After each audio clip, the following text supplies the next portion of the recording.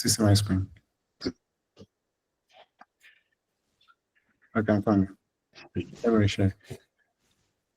How about now? Okay. We can see now. Okay. So good evening once again.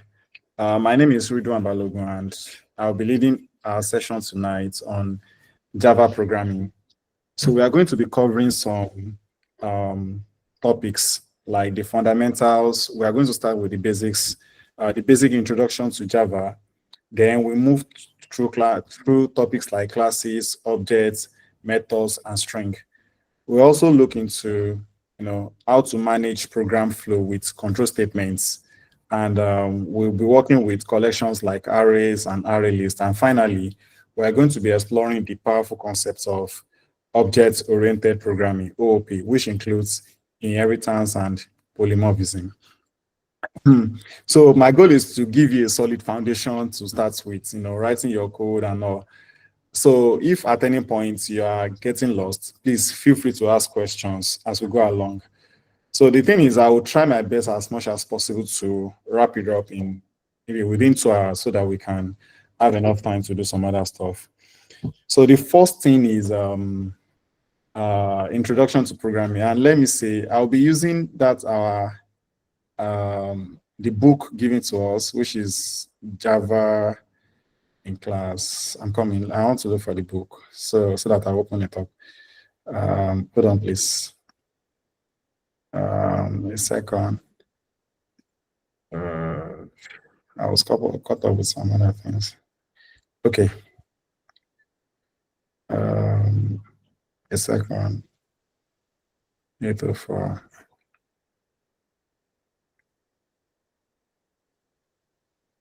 A moment, please. Okay. Sorry. Questions.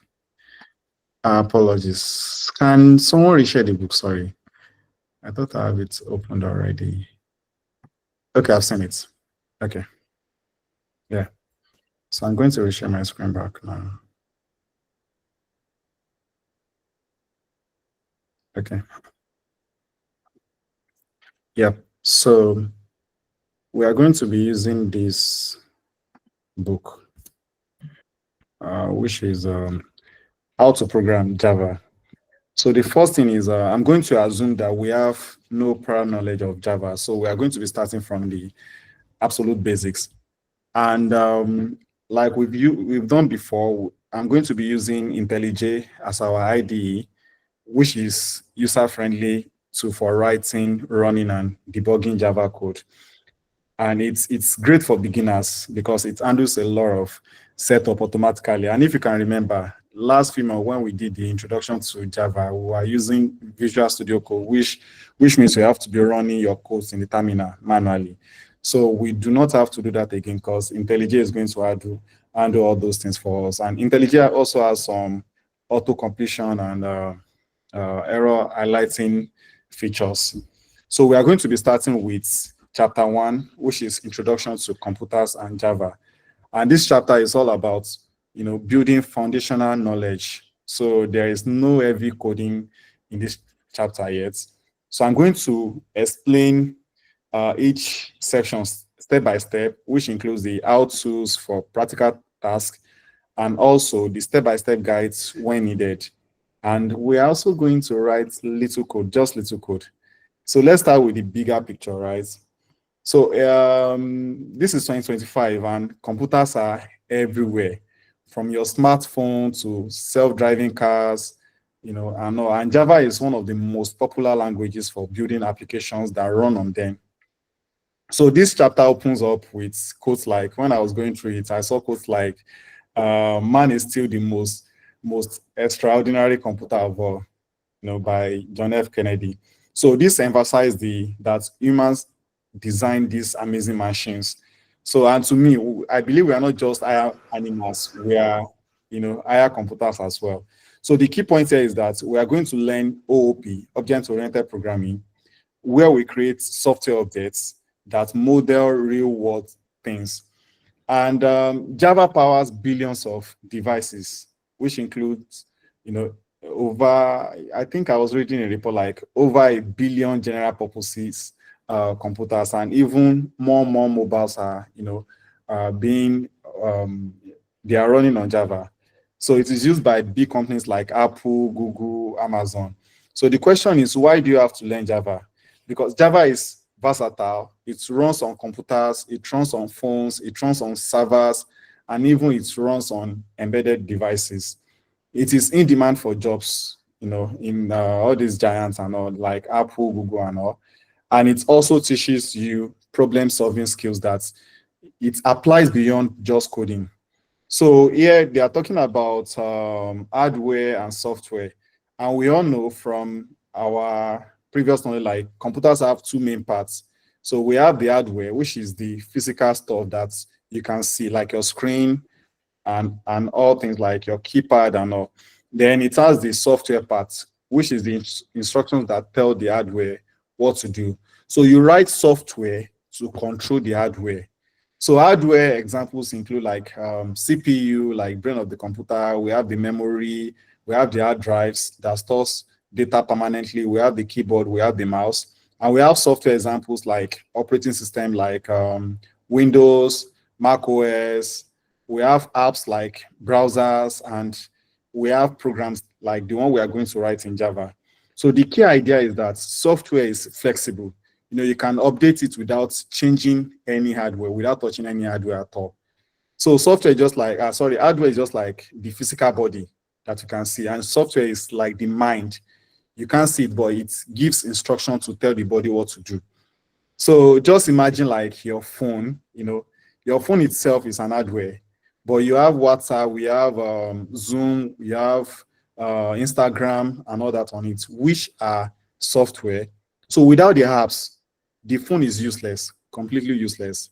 And without the phone, the apps cannot run, right? So then also we have, so I just want to briefly go through this because we do not have much programming on this chapter 1.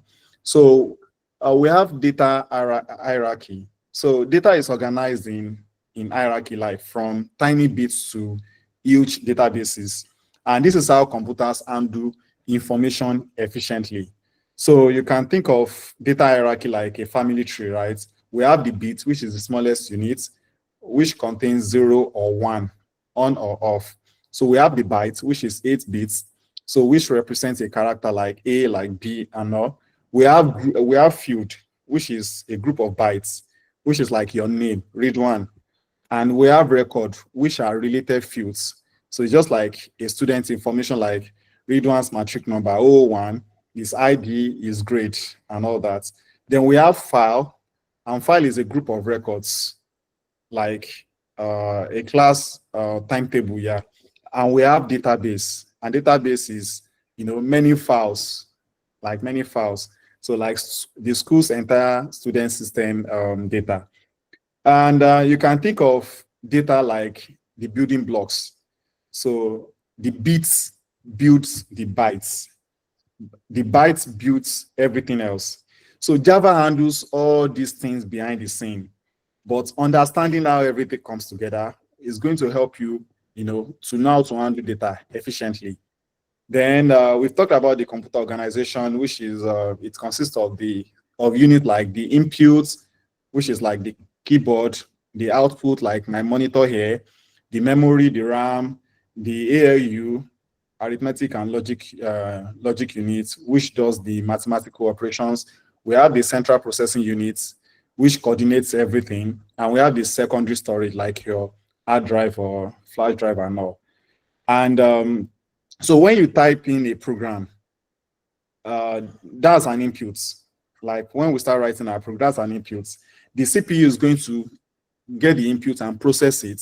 The memory holds temporary data, and the output is going to show on the screen like, okay, this is the results. You can think of it like you're ordering a food at a restaurant. You, which is the input, you tell the waiter, which is the CPU, like, I want something. So the waiter and all the chef and all the staff, they're going to like mix things together, which is just like ALU. doing the arithmetic calculations. Then we have the kitchen memory. They keep the order temporarily. And we have the waiter bringing the food to you, which is the output of whatever thing you've requested for. Then there's another thing is machine learning here, machine learning, assembly languages, and high-level languages. So it's also important that we understand this. So computers only understand machine language, like binaries. The computers can only understand machine language, like zeros and ones. So assembly is a setup, you know, and but high level languages like Java are human readable, so which is what we use to communicate with the computer, like write this, write that, print this, input this, right? So machine, they are kind of hard for humans and they are error prone. We have the assembly, which is easier, but it is still low level, right? And we have the high level like Java, which focuses on logic, not hardware details. It's not concerned about hardware details, just logic. So compilers translate it to machine code. They translate the high level language to machine code so that the machine can also understand. So the question will now be, why high level? So for high level, it actually brings about faster developments, fewer errors. And Java is compiled to bytecode, which runs on any machine that has JVM, which is Java Virtual Machine. Then I think closing up on this, we have the introduction to object technology. So I'm just trying to run through this because all this makes the foundation for the next chapter. So it's okay for us to understand what these things are. So OOP is a key in Java, like it's a key. You can't do it. So objects are like real world things. Like you have a car, which is an object, and the car has some attributes like it has a color, it has attributes like the color, the structure also, and it has some methods like drive, right? So the car is an object and it has a method like drive, which is a method. Then classes are like blueprints and objects. So I'll be talking about some, what's it called, terminologies, which everything is something I'm going to like simplify later. So we have classes, which are like blueprints. We have objects, which are instances. And there is another thing, encapsulation. Encapsulation means hiding details, like a capsule, putting something inside a capsule. You are hiding it from the outside. So if you buy a drug and you want to use a capsule, you do not necessarily have to open that capsule. You just use it because we have some contents inside that are going to work in your body. And we have inheritance, which is all about reusing code, and it has some is a relationship, like is dash a. So like Ridwan is a man, dog is an animal. So it has is a relationship. Then we have the polymorphism, which treats related objects similarly. So the question is, what are objects? In a normal English definition, an object will have an attribute, because before you can say, okay, this is a cup is an object, it must have some attributes to be able to say, okay, this thing I'm holding is a cup. It is different from a shoe. So it must have attributes which they have, and it must also have methods, like what do they do. So if you can call this a cup, it means it's performing some functions, not a shoe. So mere seeing it, we all agree that, oh, this thing is a cup because we already know the function. We know what they do. So that's a cup. So it has an attribute, maybe the shape, how easy it is to hold and all that. Then what do they do? So all these things makes up an object. So an analogy I gave the other time is using a car. The attribute of a car, you can talk about the color, you can talk about the type of fuel it's using. You can even talk about the number of doors. So these are the attributes. Like before you can say something is a car, it is not a train, then you must have seen some attributes about it. So the color, the number of the structural stuff, that is the attributes. Then we have the methods. Before you can say something is a car, at least it must have a method like drive, it must have a method like brake, it must have a method like accelerate. At least all these things is what makes a car function as a car. And you don't want to care how the engine works, just that once you press the accelerator, and it moves. That is what you care about. So this is talking about the encapsulation. Like as a driver, I just want to jump into my car, press the accelerator, it moves from my house to Unilag. I don't really care. I don't care how the oil is getting mixed up with, all these things, combustion and all that's happening and translating the chemical energy to mechanical energy. I don't really care. So that is the encapsulation. They've encapsulated that away from me. So I can only see what is outside. So they've hidden the messy details. I don't want to. If you remove all the chairs from the car, you see how ugly it is. So another example I can give about an object is a bank account. So a bank account class can have attributes like balance, and it can have some method. How does it function? We have deposits, we have withdrawal. So they're moving on to operating systems. So we already know operating system manages the hardware and software. And we have examples like Windows, Linux, and iOS. So you can think of operating system like a house manager, whereby they decide which guests gets which room. So the guest is an application, and the room they are getting is the memory they are occupying. They make sure the guests don't fight. So that means the OS manages the resources. Like, Ridwan is in room A, Taye is in room B. They don't fight. They manage them. The OS also provides utility like electricity and water, which is the system services, right? So Java works on many operating systems because of the JVM, Java Virtual Machine. Then we have programming languages like Fortran, like COBOL, like C++. We have Java, which is a general purpose. All the previous ones I mentioned are they are for specific purposes. So languages, they are like different professional slang, right? Doctors have their own slang, lawyers have their own slang, even gamers, they have their own slang. Even on social media, we have our own slang we use. But Java is just like English, where everyone understands what it means, right? So Java is popular for web, popular for mobile, and some other enterprise solutions.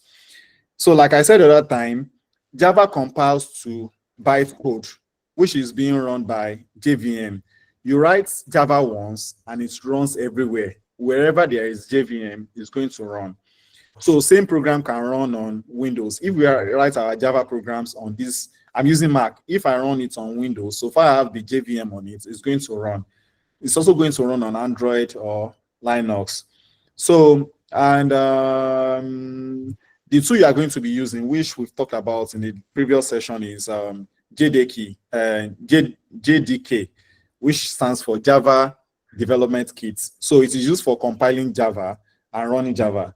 But since we are going to be using IntelliJ, we do not need that again. Like I said, the last time we did this, we were using Visual Studio Code, and we have to be writing our command by ourselves. So I think the next thing now is to jump into, let's create and run our first Java application on IntelliJ. So I'm going to open my IntelliJ.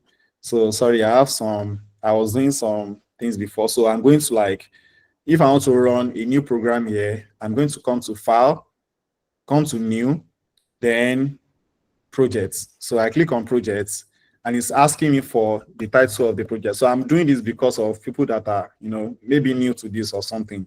So I know some other people are already familiar with this. So I'll just say Java programming session. Yeah, so this is the name of my project. So in here, I'm going to have all the things I need to we are going to be needing for tonight. So if you want to create a new file on IntelliJ, you can right click here, right click SRC, which is the source, then new, then Java class, since we are going to be writing a class. So for our first program, we are going to be doing, let's call this welcome app, right? Let's just say welcome. Yeah.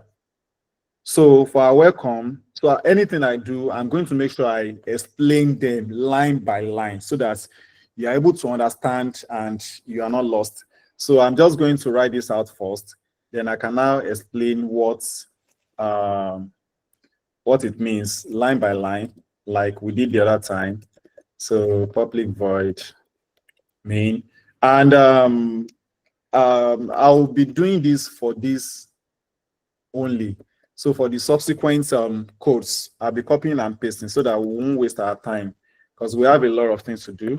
So I'm just going to write this out, system.out.println, and let's say welcome, what am I writing? Welcome to Java programming. If you cannot see my screen, you can let me know so that I can zoom. Is it zoom in or zoom out? So I'm going. Yeah. Okay. Let me zoom. How do I zoom here? I think the command. Oh, this command should work. Okay, good. So let me know if you can, if this is better. Right. So if I run this code now, if you want to run a code after you've written your code in IntelliJ, there is an icon here, which is the play icon. So you can just run it. So running it, it gives me welcome to Java programming. So this, let me just briefly explain this. We have public class welcome, right? This defines the class. Like, let me delete this. This is a class on its own. So the class has public class welcome, and it has curly brackets. So public means it is going to be public. That means it can be accessible by other classes, right? And we have the class, which is a reserved keyword in Java. This is saying like what we are doing here is a class. And we have the name. And mind you, this name must be the same name as the name of your file. You cannot have welcome here and coming here having Ridwan here.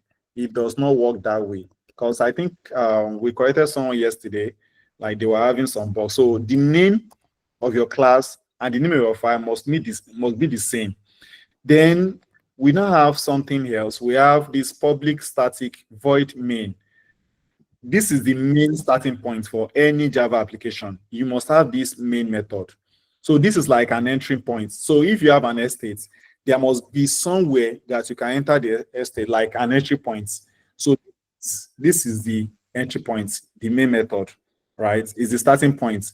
Then we have this system out print line, which we already know. It prints this the text inside these brackets out to the like an output. Yeah.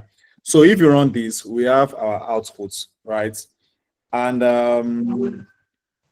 I think that is that for the introduction, and that ends the chapter 1. For chapter 2, that is where the fun begins, actually, right? So for chapter 2, we are going to be writing our real Java programs. We are going to learn how to print tests. We are going to learn how to handle user input. We are also going to perform some calculations, and we are going to be making some simple decisions, right? So let's get started. So, sorry, back to my IntelliJ. Yeah. So we've learned how to display messages, right? And okay, we are going to learn how to display more messages because there are different ways of displaying messages.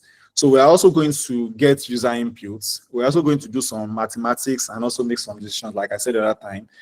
The thing you have to know is that Java apps start with Java command to launch the Java virtual machine.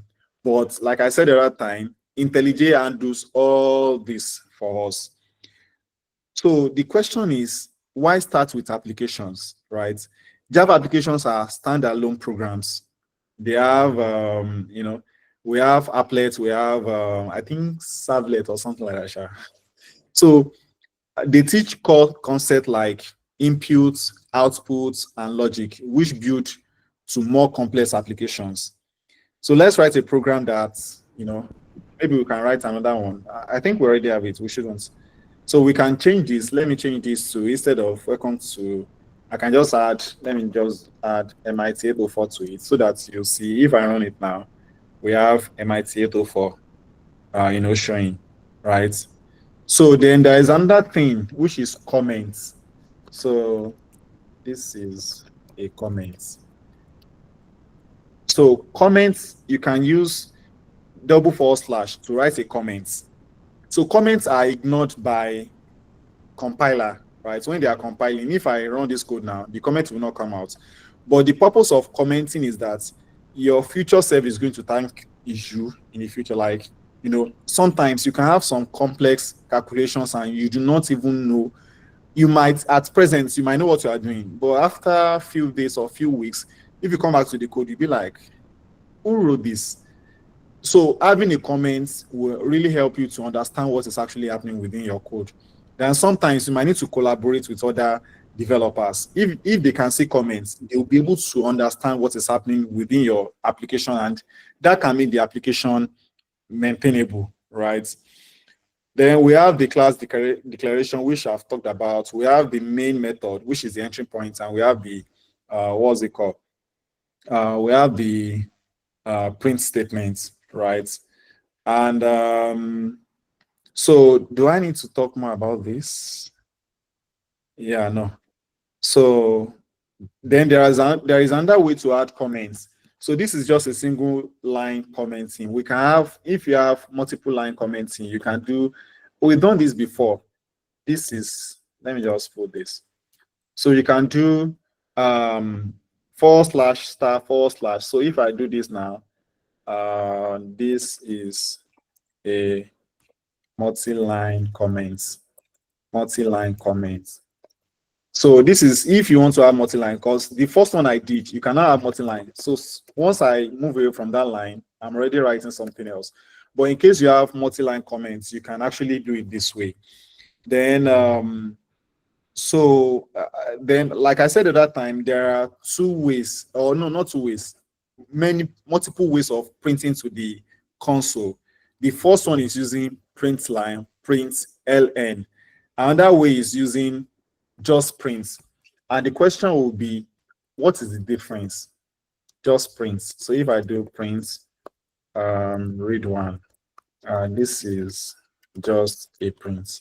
Okay, let me do this. And always remember to add semicolon after your line. So both of them input something out. They input whatever thing I've put inside the brackets. So the question is, what is the difference? The difference is that this print line, you are telling the console to print. After printing, they should add a new line. As you can see it here, print line. So let me just comment this out.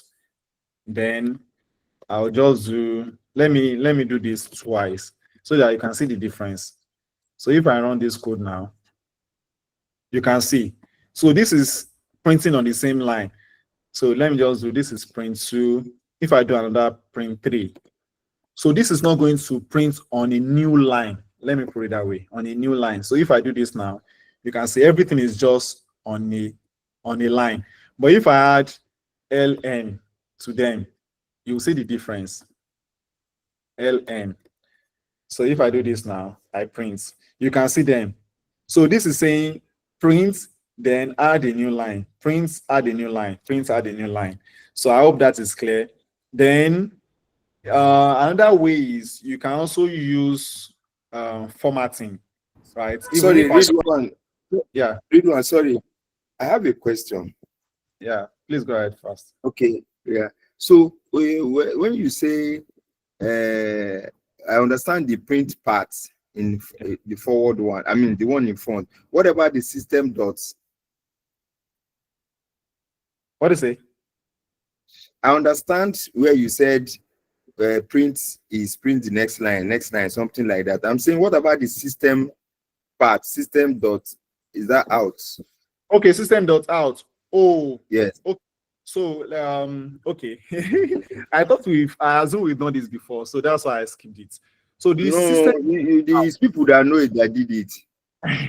Okay, so there is one thing IntelliJ did for us. If you hover on any of it, it's going to tell you more about it.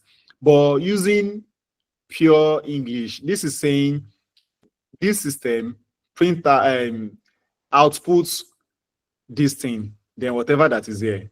Pretty straightforward. So the system is an object.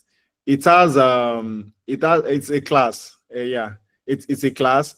It has this static method which is out, and also the out also have the print. So you can see print a string. So if you hover on it, it's going to tell you more about it so that we won't bore us with this. But this system is a class. It comes with Java, right?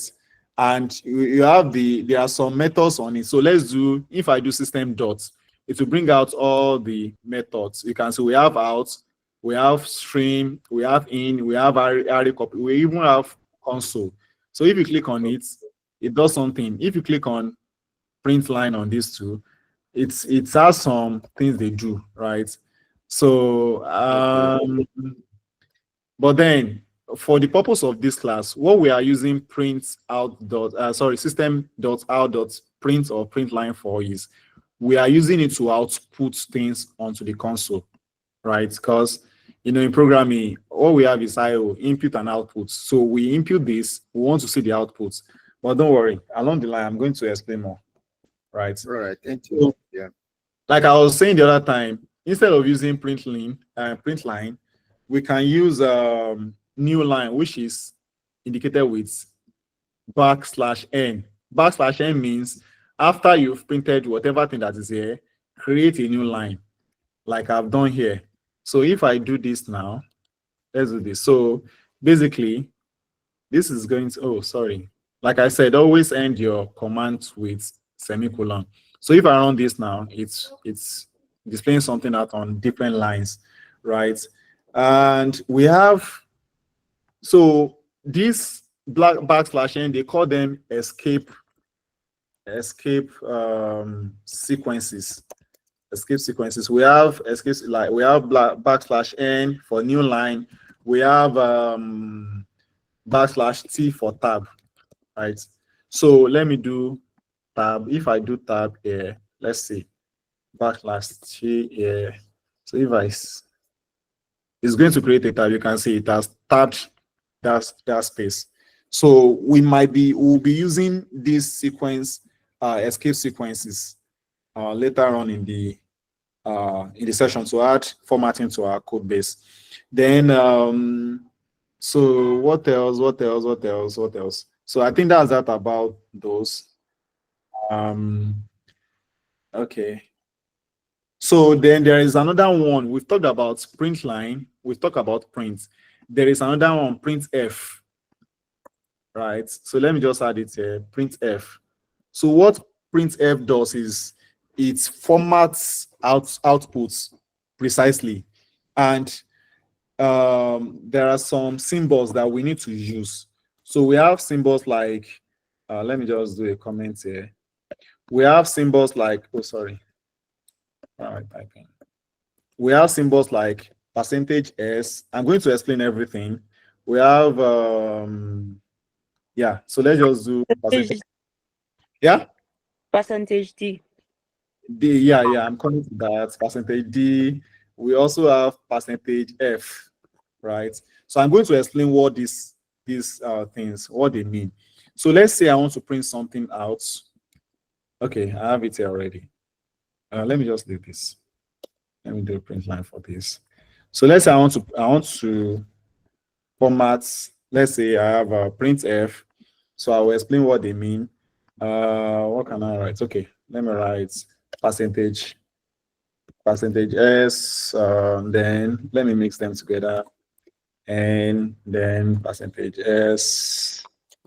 Oh, sorry, %s. Then n. It's crazy, right?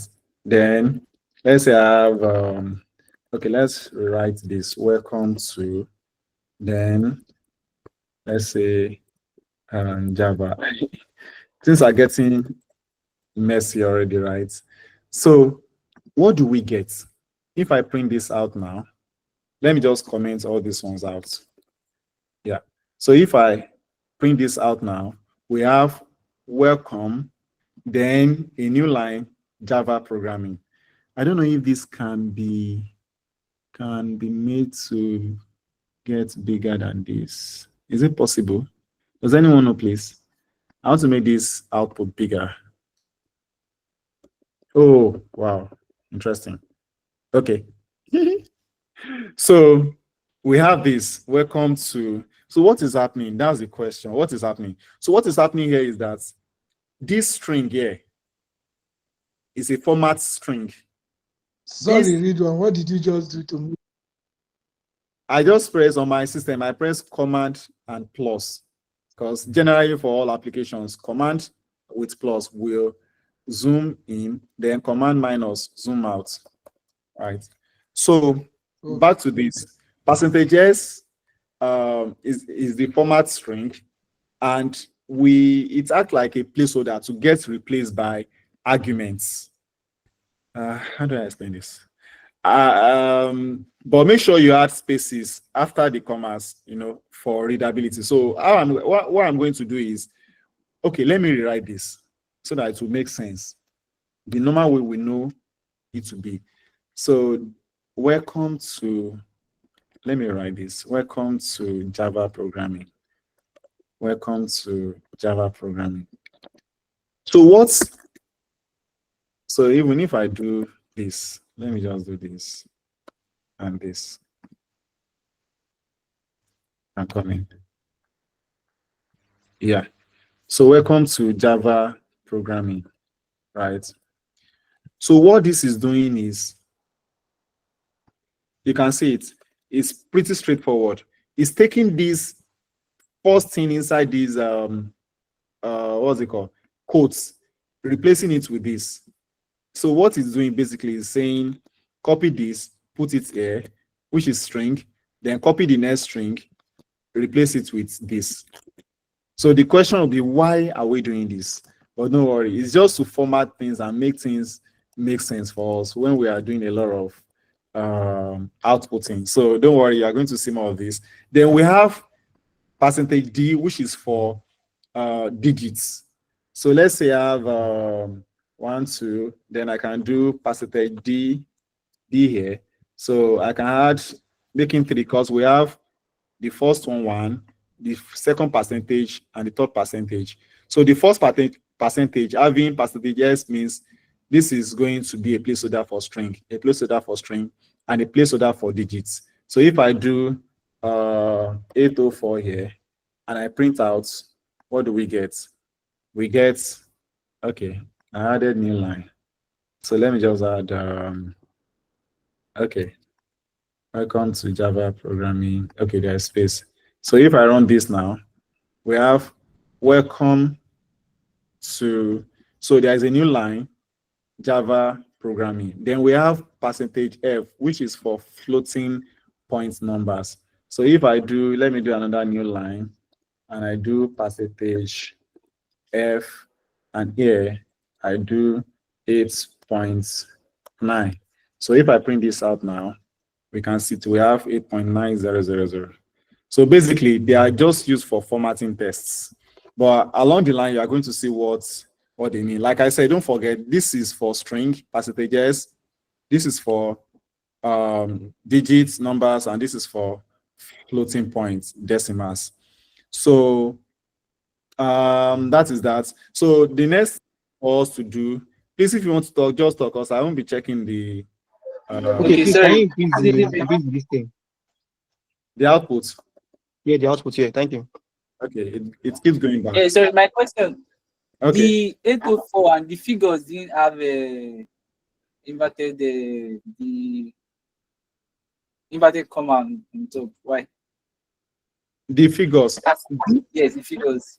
Yeah, But they that's are numbers. They are not strings. Like I said, this %g is for digits, which is for numbers. %s is for strings. So if we are adding quotes to them, you can see this is actually complaining already, like, guy, what is going on? So Java is saying, or the IntelliJ is saying, argument type string does not match the type of the format specified, which is %d. So which is this? So if I want to make that, you can see once I change this to string, it means this is going to be string. If I change this floating point to s also, this must be floating point. Sorry, it must be a string. So in any programming language, you have to be able to distinguish between dealing with numbers and dealing with strings. A number can be a string depending on your usage, and it can also be a number, a digit. So for example, if you want to add 1 + 1, If you are doing JavaScript, you'll be running into that, what's it called, error a lot of time. So let me tell you something. This that I've written here is different from this. These two are different things entirely in programming. This is a letter, a string. This is a number. So if I do 1 plus 1 in JavaScript, this is going to give me 11. It will not give me 2 because I'm saying take one of a string, add a digit of 1 to it. This is going to give me 11. But if you do number 1 plus number 1, this is going to give me 2. So you have to understand this because as a programmer, if you do not understand the difference, you'll be writing programs with errors, and sometimes it can be catastrophic. So imagine you are writing a program for an aeroplane and you are saying once the pilot press something, it should increase the speed by 1 or no, by 2. And you are not saying 1 plus 1 equals 2. Meanwhile, your 1 plus 1 you are saying is 11. So which means to the pilot, is expecting to increase by 2, but what the program is 11, it's going to increase by 11, and that can cause a lot of loss of life. So you have to understand the difference between, they are useful in different cases, right? But you just have to understand the difference between dealing with numbers as a string and numbers as digits, right? So let's proceed. So the next thing is we are going to be receiving input from users. So how do we do that? So I'm going to create another file class. I'll call it addition. So if I call this addition, like I said the other time, I'm going to be copying and pasting codes because that will save us a lot of time than, yeah. So I have the code here.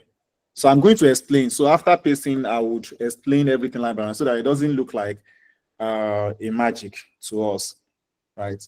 So if I run this thing now, it's going to ask me for output, which I'm doing here. I did 1, I did 3. Its output sum is 4. So what is happening here?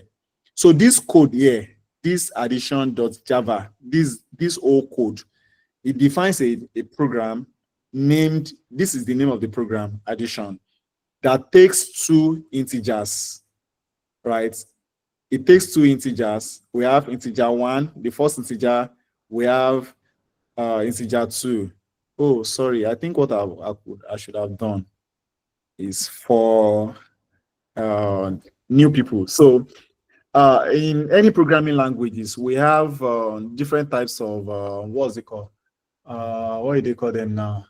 We have strings, we have strings, we have numbers, we have floating points, we have objects. And I think we are going to get data types. Yes, thank you for that. So we have in any programming language, we have data types. Like I said the other time, we have numbers. So how do you represent numbers? If you want to represent numbers, you use, if you want to instantiate them, use int for numbers. For tests, use string. Then we have the likes of floating points, which is for decimals, floating points for decimals. Then we have objects, so don't worry, we are going to get there. Yeah, it's part of the stuff, we are going to get there. So yeah, we are trying to accept input from the users, right? We have variables here. And what are variables? Variables are just like buckets that receive things. They help you store things temporarily. So we are going to define. So what we are saying here is we have a variable named number 1. You can have a variable like read1 is a variable for my body, for myself. So that if somebody wants to refer to me, they can call me read1. Read1 as a name is attached to a body. And that body has a lot of functionalities and all. But if you want to reference read1, you want to refer to read1, you want to tell someone like that guy, instead of saying that guy, you can easily tell them, you can have millions of guys standing. You can easily tell them, you can label him like read1. You can give me another name, maybe 001, like, yeah, that's 001. So they already know it's a variable. It is saving something. That 001 is saving the person into it, like, 001, read1. So we have ints, which is the data type. we have the variable name. This can be anything, like I said the other time, it can be anything. And here we are trying to make sure it makes sense. So we are calling number 1, which is the first number to add. We have another number 2, which means these two variables are expecting integers. They are expecting digits, not strings, not any other data type.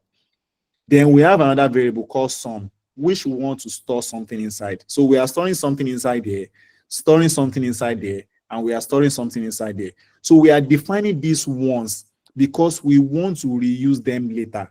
It's just like you have a pen. You already have it. You have it. The name is pen. You have it already, but you want to reuse it later. You just put it there, like you just stay there at the come. Then we have another thing. So we have, sorry, let me start from the beginning. Sorry. So we have some commands up here, which is input Java scanner, right? So this imports the scanner. It imports the scanner class, which is necessary for us to accept user inputs. So this comes with Java. We are importing it. It's a package. This java.kinikon is like a package. And what we need there is it's an utility package, right? What we need from the utility package is scanner. If you delete all these scanner, something, this utility, you can have a lot of things there. So Java, you can see you have applet and all. What we need there, it has math. What we need there is the utility. Then from the utility, you have a lot of things there that we can use for, whatever thing we want to use. But what we are concerned with is the scanner because we want to use it to accept input from users.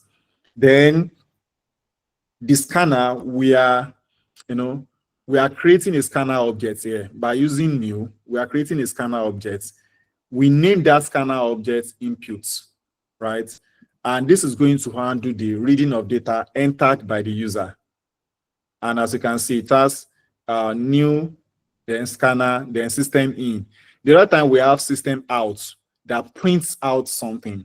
Here we are having system in that collects something inside. It receives data inside into the system.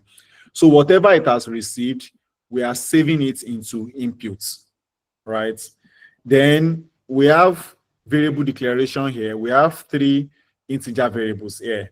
Number 1, number 2, and sum. These integers are declared to hold input numbers and also their results. So these two are going to hold the input number, and whatever thing we do, we are the one defining this. I can call this one read 1. It doesn't mean anything, but you just have to give it a name that makes sense, such that you or someone else can, be able to manage this code in the future. We can call this department. It doesn't mean anything, right? But it doesn't make sense. So if I call this one read 1, Barry 2, and I call this one department, and I'm saying read 1 plus Barry 2 equals department, does it even make sense? No. So you have to use a name that makes sense for your variable so that you'll be able to maintain your code base in the future, right? So the program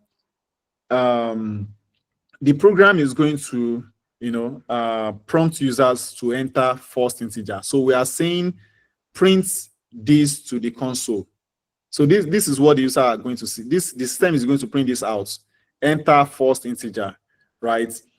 So this number 1 equals inputs. Next line, this one is going to read and store the first integer entered by the user.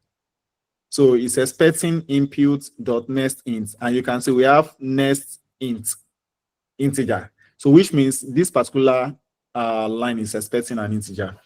Then we repeat the same process for number 2, like print something out, then read the second number from the user.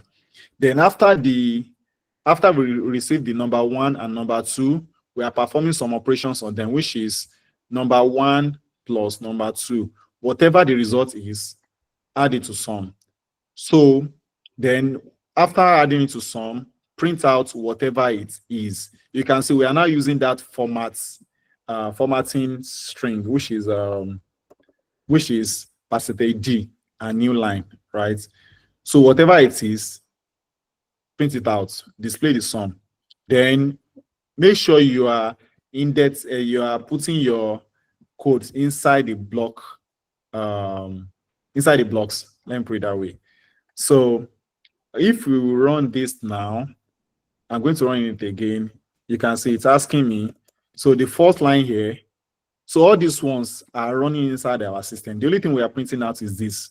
It's just for the users to know. We can remove this. It doesn't mean anything, but it won't make sense for the user not to see any instruction. Like they don't know. So what should I do now? Should I go and drink tea, or should I? So if I run this now, what should I do?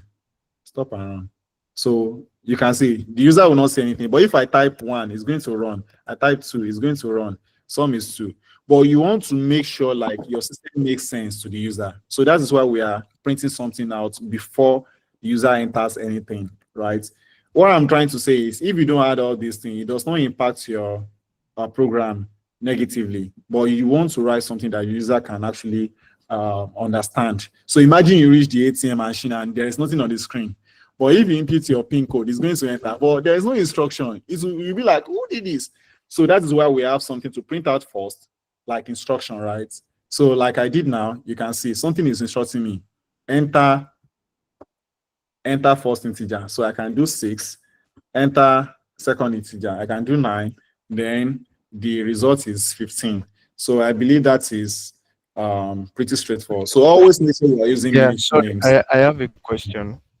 Ridwan, please go ahead, thank please. you. So this code now that has been written, right? How does the system know that it goes to the next line? Because you know the other time you spoke about print lane and stuff.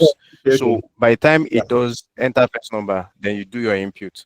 How does the system know that the next system.out.print should be in the second line, since there is nothing indicating it here?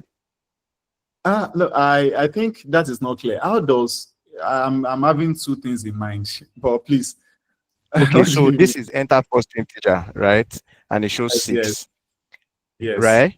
How does the code, like what part of the code, right, makes this output, the second integer, to be on the second line?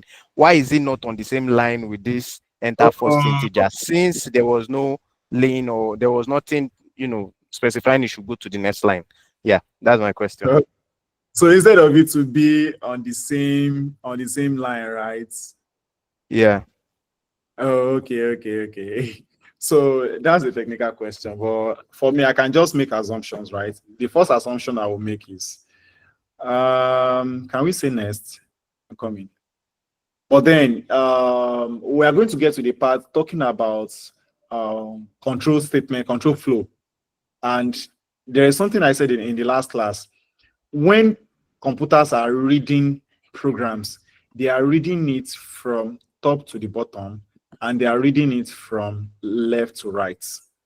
So if a computer is going to run this particular program now, what the computer is going to do, it comes to the first line. What is there? Oh, this guy is trying to import something. He wants to use this. The next thing is, oh, he has a class definition. The next thing is doing all this and all that. So because we have something here that is happening, the system prints out something and it's expecting something back. So after the expectation, it is very logical for the system to say, okay, whatever thing that I'm expecting, I'm moving to the next one. I'm coming. Let me do something. If I do this and I do, I'm coming this, and I say sum equals to 10. Yep. So what happens if I run this? So you can see we have everything on a single line, but because there is no operation going on. So if I do this now and I run this first integer, it goes to the, so this automatically actually puts it on the next line. So I think that should answer it, but then it's something we can, I'm trying to have an answer for that. I wanted to say, okay, it is because we have this, and this is saying after you did the inputs, go to the next line for this, right? But then I don't want to assume so that I won't be passing the wrong information across. So Ridwan. Can we? Yeah, I'm with you. Yeah, you're spot on. You're spot on, Ridwan. Okay. So Good evening, everyone. My name is Edisiri. I'm not, a long time developer, but I've had quite a hand share of development. So basically, what you're trying to explain is it's very much spot on in terms of the execution style of our programs. From top to bottom, left to right, and also from different touch points using subroutine calls, or rather threading, which is more like parallel programming, right? But to add more context to what Ridwan has said, right? So what we have here outlined, right? Once the execution is going on, if the computer sees the first instruction, say for example, system. Hello. Sorry, my headboard got Yeah, connected. yeah. Yeah, sorry, I got disconnected. Okay. My headboard got connected. Yeah. So That's I'll because start of time. from the part where we have the system.out.print and saying enter first integer, right? So that is just prompting us to say, okay, issuing a message to the console and to tell the user to input a number. And now to the second part where we have the number one input.next line. If you recall very correctly, we already defined we already imported one of the modules or APIs within Java, right, which is a scanner. So what scanner does basically is to take input from the user. And if you observe, there are different methods you can call within the scanner, right? So the scanner is more like a house that holds different methods. And if you observe in the instantiation where we have scanner input equals to new scanner in bracket system.in, we are requesting for an input, right? And so what I would do for us when the input comes in automatically, what the program does is either to terminate depending on the kind of option you feed. Like Boss, let me give an explanation to that. If you yeah, look at boss, number one, read one. Can you point to number one where you have number one under system.out? Yeah, number one equal to input.next.int, we right? have limit. Okay. Yeah. Yeah, And we yeah. So do that yeah, so forward. that method, if you point to it very well, if you see that method, the next integer, what it's saying, I'm still expecting more inputs, right? Even if you don't put an input, automatically when the computer takes the first input, it stops there and reads the next line of code and see what's going on in there, right? So even if you have to put that whole line next to the prompt asking the user to input their number or whatever, the program will still run regardless. But for readability, we have to ensure we break and make a single line of statement, right, to make it easier to read. So to put it short, We no have matter to go. how you arrange the code, it will still execute, it will still run, it will still function. I don't know if that provides some extra clarity as to that, right? It So, does. but I guess I should add that to it to make things easier. Yeah, thank Thank you. you, It Ridwan. makes sense. Yeah, you're welcome. So let me just go forward and talking about variables, like you said. So we have variable here. Variable is just like a box with a name, and it's going to hold the data, right? It's going to hold data. Then you can imagine it to be like your wardrobe, whereby each drawer has a label. Like, okay, this is for shirt, this is for jeans, this is for dress, this is for skirts, and all that. You open the drawer um to get the clothes or put clothes inside. So you can get clothes from the drawer or put clothes inside the drawer. So that is what variable is all about. Then in Java, we have some arithmetics and we have different operators. Like, so don't mind we have the add, we have the subtract, we have the multiplication, we have division. What else? We have remainder, right? So, and when it comes to Java, the order of arrangement of these things really matters a lot. They call them operator precedence. So if you do, for example, if you do 2 plus 3, let's say times 4, this is going to give you 14, right? And it's not going to give you 20. You can do 2 plus 3, which is 5. 5 times 4 should be 20, right? But no, that is not the case, because the precedence really, really matters a lot, how you arrange them. So Java have a way, not even Java, all programming languages, and it is always advised to use brackets so that the program can actually, understand what you are trying to do. So if I do bracket 2 plus 3 here, this is 5 times 4, this is going to give me 20. If I do 2 plus bracket 3 times 4 here, this is going to give me 4 times 3, 12. 12 plus 2 is going to give me 14. So I hope that is clear so that we won't waste time on this. Then, and should we do, I think that is clear. We don't have Hello, to. Ridwan. Hello, Yes. Ridwan. Yes. Sorry, what you just did now takes my mind back to old board mass. You understand? When it comes to this. So when you're talking about, exactly. So when you're talking about this, you say precedence. What's the grammar you use? Yeah. Operator precedence. Yeah. Yeah. So this operator precedence, is there a particular pattern that we must follow when we have something like this? Like I said, in board maths, bracket of division, multiplication. So that's what I'm asking. Thank you. I think there is a name they call it. Is it pendants or something? Is it pendants or there is actually a format, but then as for me, I would actually default back to the normal board mass, right? So the precedence is that we have this is the precedence. We have the multiplication. It has the highest precedence, right? We have the division. We have, there is a what's it called? Is it mnemonic or what do they call it? So all these ones I think we have the modulo. All the modulo. I don't know, there is a name, like we have mass, I think ped mass or something. So all these ones comes before the plus and minus. So left to right. So all these ones, like from multiplication, after it follows by division, followed by the modulos, and followed by plus and subtraction, right? But since this is not a mathematical class, I just want to point that out so that we'll know, right? Then another thing that would be interesting is if you do 10 divided by 3, on a normal day, you will be expecting 3 remainder 1 or 3 point something. Sometimes you'll be shocked that if you do this, the only answer you are going to get is this, and the fraction is going to get dropped. Why is that? I don't know, but that is the way it is. So moving on, when it comes to decision making, you have to use equality and relational operators. So we have equality like double equals, we have not equals to, we have greater than, we have less than, we have less or equals to, we have greater than or equals to, what else?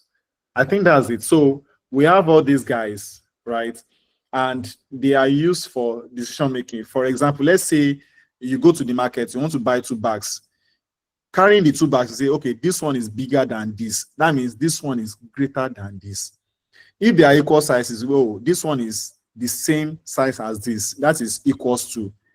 And if they are not even equal, you can say this one is not equals to this, which is this, right? So we are going to still talk more about these ones later, but I just want to point out all this basic stuff. Then, let's just write a program for it so that we can test them out. So I'm going to write a new class. I'm going to call it comparison. And like I said at that time, I'll be copying and pasting the code so that we don't waste time on this. So let me just copy and paste the code. Oops, what happened? I'm coming. What happened? Oh, okay. So I have the code here. So I'm going to run this and I'll also explain what they mean, right? So if I run this now, I need to stop. Let me stop this one. Okay, there's a code before. Let me just run this and get it out of the way. Yeah, so let me run this one. Oh, sorry. So let me run this one again, right? So what this code is doing is taking two integers from the users, and we are using the if statement to determine and print the results of all these out. So we have 1, 2, 3, 4, 5, 6. So we have 6 things to print out to the user, and we are using all the basic relational and equality comparison between them, right? So let me just print something. I have 2 here. My second integer, let me say 7. So if I print this out, we have some things on the output. So I'm going to explain briefly what this code is doing. The first code, which we already know, we are importing the scanner that we want to use, right? And the scanner we are using this to read, to take input from the user. And in this case, we are expecting two numbers, 2 integers. We are expecting the user to provide 2 integers. Then we have different, all these ones are things we've explained the other time. We have different operators here, comparison logic. So the first one is we are saying number 1 is equals to number 2. If it is equals to number 2, print it out. Is number 1 not equals to number 2? If it is not equals to number 2, then do this. Is number 1 less than number 2? If it's less than number 2, do this. So say we have this greater than or equals to, and from what we can see on the console, we have 3 things pointing and printing out, which means only 3 conditions were met out of the 6 conditions. So the first one is 2 is not equals to 7, which is true. Yeah, it's printed it out. The second one, 2 is less than 7, and this is true because my first digit is, my number 1 is 2, my number 2 is 7, right? So this is saying, is number 1 less than, we can just check all over again. Is number 1 equals to, is 2 equals to 7? No, it doesn't print out because the condition was not satisfied, like it's not met. The second one, is number 1 not equals to number 2? This is true. That is why we have this. Then the third one, is number 1 less than, is 2 less than 7? It is true. It prints it out. Is 2 greater than 7? No, it doesn't print. Is 2 less or equals to 7? Yes, it prints it out. Is 2 greater than or equals to 7? No, it's not greater than or equals to 7. Then it doesn't print it out. So, oh, sorry, this one doesn't print out as well because it's not equals to 7. So that there we have it. And there is something that is happening here. On a normal day, this actually works, but it doesn't make your code maintainable. What I could have done is do this and put this inside. It's just like housing this particular code inside that curly braces, right? This makes sense. This will still work, but on the long run, it will make things, because imagine somebody just come here and puts semicolon here. It renders all these ones useless and you have bugs here and there. So this doesn't make sense, and it works, but it doesn't make sense, right? So don't do this. Yeah. So there we have it. We are moving on to the next one, talking about classes, objects, methods, and string. Sorry, before you move, Okay. can you? Yes, excuse me. I'm just wondering. Yeah. This may be out of this. Under your SRC, you have your main. All these classes, must they be related to the main? So like I said that, for you to, when you, like I said at that time, this is the entry point. If we do not have the main, let's rename this as read one. The program is not going to run. By default, the way Java was created was, you must have the main method, and everything you want to run must be inside the main method. We can create another file, like you're going to see later on, but if we want to run that file, we have to reference the file inside the main. But don't worry, we'll get there. If I run this, it's not even going to run. You can see the file in the editor is not runnable. That is what the compiler is saying. But if I change this back to main, this is runnable. But like I said, don't worry, we are still going to get there. We are almost there because we'll be dealing with objects now. So don't worry, we'll get there. But like I said at that time, the main is the entry point to any Java program. Without this, just like you have a house, there must be a gate, entrance gate. So after people they've entered through that gate, they can now spread out and go to different rooms, they can be doing different things in the compound. But there must be an entrance. So that's before you can say this is a compound, there must be something enclosing it, and there must be an entrance where people can enter through. So that's just the analogy for it. But like I said, you get to see it, you get to see more very soon. So we are going to be stepping into object-oriented programming. We've learned how to create our own classes, like we've done here. And like I said, classes are like blueprints for objects. It doesn't make sense now, but you're going to see what I mean. We make objects from classes. We add data to classes. We add data, we add behaviors, we undo different things, undo numbers, undo decimal numbers, and all. So Java is an object-oriented language, which means everything revolves around objects, and objects are things, and these things have attributes. By attributes, like what they possess, what they have, and they have methods like what they can do, or what they do. So a class is like a blueprint, like a design plan. Like if you have a house, you are going to have your design plan, like this is how the house is going to be.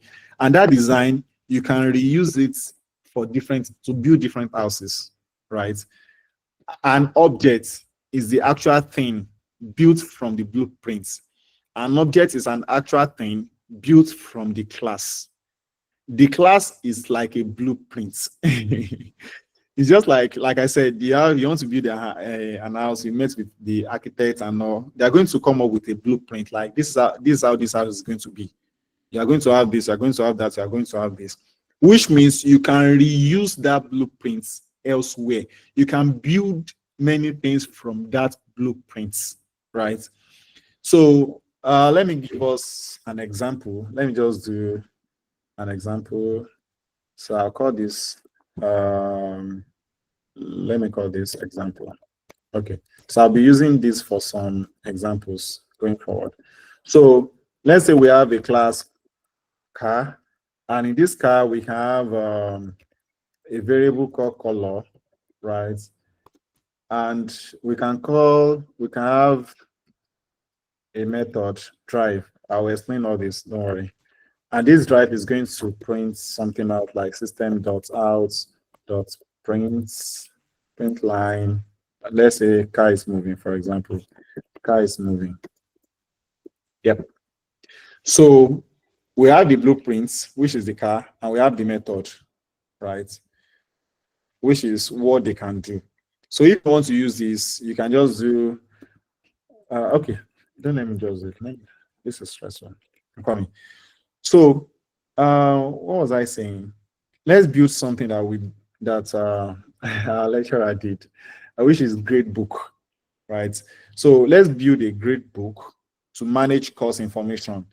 And this is going to show how main method creates objects that do the work. So, and another question would be, why do we need object-oriented programming? Personally, right from the time when I started my career, I used to hate AOO because I started with JavaScript and it's all about functions, writing functions. So when it comes to it, I'll be like, this is unnecessary. But with time, I got to understand the beauty of it, right? So OOP models real world things. For example, like the gradebook I talked about, like it's going to have a course name, it can display messages, it can do a lot of stuff. And OOP promotes reuse and also organization of code, right? So let's do practice. So let's say we have a gradebook. I call it gradebook. You can call it any name, but just to make it. So I'm going to inside this gradebook. Let's say we have our public void. Someone is saying something. Public void display. So you can see the question you asked about main method. So here I'm not writing any main method here. So the question will now be, what is going to happen if we do not have a main method? Prints len Franklin. What can we say? Let's say welcome. What's the name? Welcome to the gradebook. Yep. So welcome to the gradebook. So then our semicolon. Let me zoom this out. Right. So what is happening here is we have public class gradebook, which is the name. It defines the class. We have public void display message.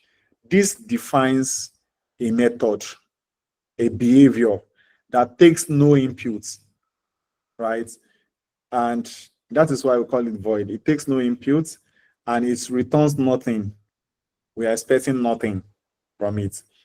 Then we have the system out println. Welcome. So this is the sole action of the method is to print this welcome message to the console. That is what we want to use this for. So if we want to use this class, because we do not have public main, this is not going to run it's not even runnable. You can see IntelliJ said this file in the editor is not runnable because it doesn't understand what you are doing. It's just like you just have everything here. There is no entrance, there is nothing. So what do you want to do with it? So to use it, you can now do. Sorry to interrupt you. Yeah. Please void pattern. I'm still struggling to understand. When you say it doesn't return anything, what do you mean? Because at the end of the day, this system out is going to return something. So the void itself, when you say it doesn't return anything, I want you to understand how that works. So there is something in all programming languages. If I want this method to return something, I'm returning something here, like returning Ridwan is a boy or something like this. So this is returning something. It's expecting something. You can see this is already shouting. So here, it is not returning. It is actually printing out. By return, how can I say? Okay, like we talked about, return means you are getting a feedback from something. You throw a ball to a wall, it comes back to you, it's returning. You are making call to someone, you are hearing the sound, the beep, bam, bam. It is a feedback to you, telling you that the call is in progress. They program it like that to say, okay, if a user press the call button on their phone, return a sound back to them so that they will know like this thing is in progress. If you are not hearing bam, bam, it does not mean that it is not working. You just need a feedback. So this returns feedback. Maybe you want to use the feedback for something, but like I said the other time, we are still going to get to it. So I don't want us to jump. Don't worry, we are going to get to it. So that I won't waste time explaining it now. Then later I'll still have to explain it all over again. I'm going to explain all this very soon. Don't worry. So that I won't waste time, right? And the question now is, how do we use this method? How do we get the display message when we do not have public main here? So just to show us how it works, demonstrate how it works, I think the best thing is just to create another method. So let's create another method called gradebook, and we can say we'll be using this to test. So let's call it gradebook test. We can call it any name, but it's just to make it something meaningful, because we might have many programs. So in this gradebook, let me just paste because I have. So this one has public static void main and all this, which is the entrance. And there is something here that's, we have this. So I'm going to explain this one after the other. So we have the public void main method, which I said is the entrance point, right? This is what it's accepting to enter into the program. Let me put it that way. Then we have gradebook, my gradebook, incos new gradebook. Wow, this is like tautology. You can call it any name. I can call it read one or read bay. If I call this read bay, I can do this. So the read bay, the typo or the read bay, no, it's not a typo actually. That's funny. So this actually creates a new instance of the object gradebook.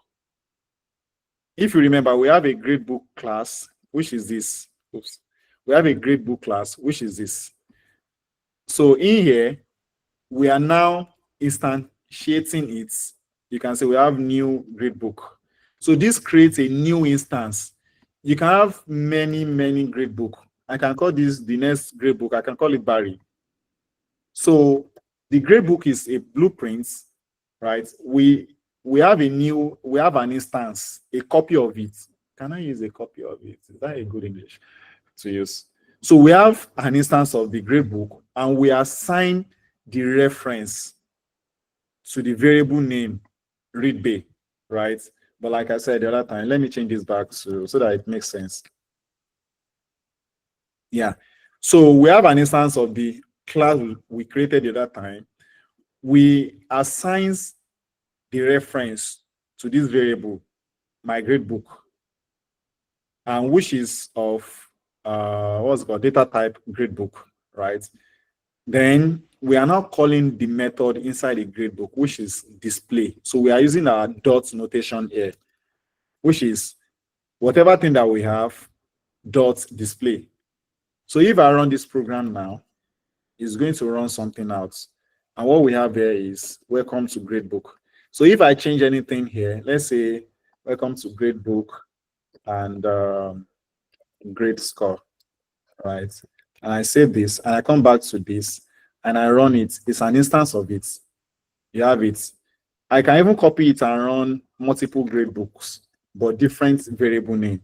I can call this one gradebook 2, and I'll say my gradebook 2 dot display. So if I run this now, we have to welcome to gradebook. You can see it, but don't worry, all the questions you have are going to get answered along the line. So I don't want us to jump, right? Then secondly, if you want to add flexibility, we can declare method with a parameter. So methods can take inputs. You can use strings for tests. You can use integer for numbers and all. And you can pass the arguments when calling the methods. So C parameters, like instructions or like extra information you are giving to the methods. So for example, let's say you order food, you don't just say cook food. You have to specify cook rice with chicken. So the rice with chicken is what? Is the parameter, is the extra information you are giving to the method. You can't just tell Google, you have to tell Google where you're going to. Google Map, go to Unilag, go to Ikorodu, go to Oshodi. So it is the parameter that gives more information. So let's update our gradebook to accept parameters. So let's say we want this one to accept string cost name. Yeah, let's say cost name, right? And we want this to now print out some stuff. Was it welcome to the gradebook?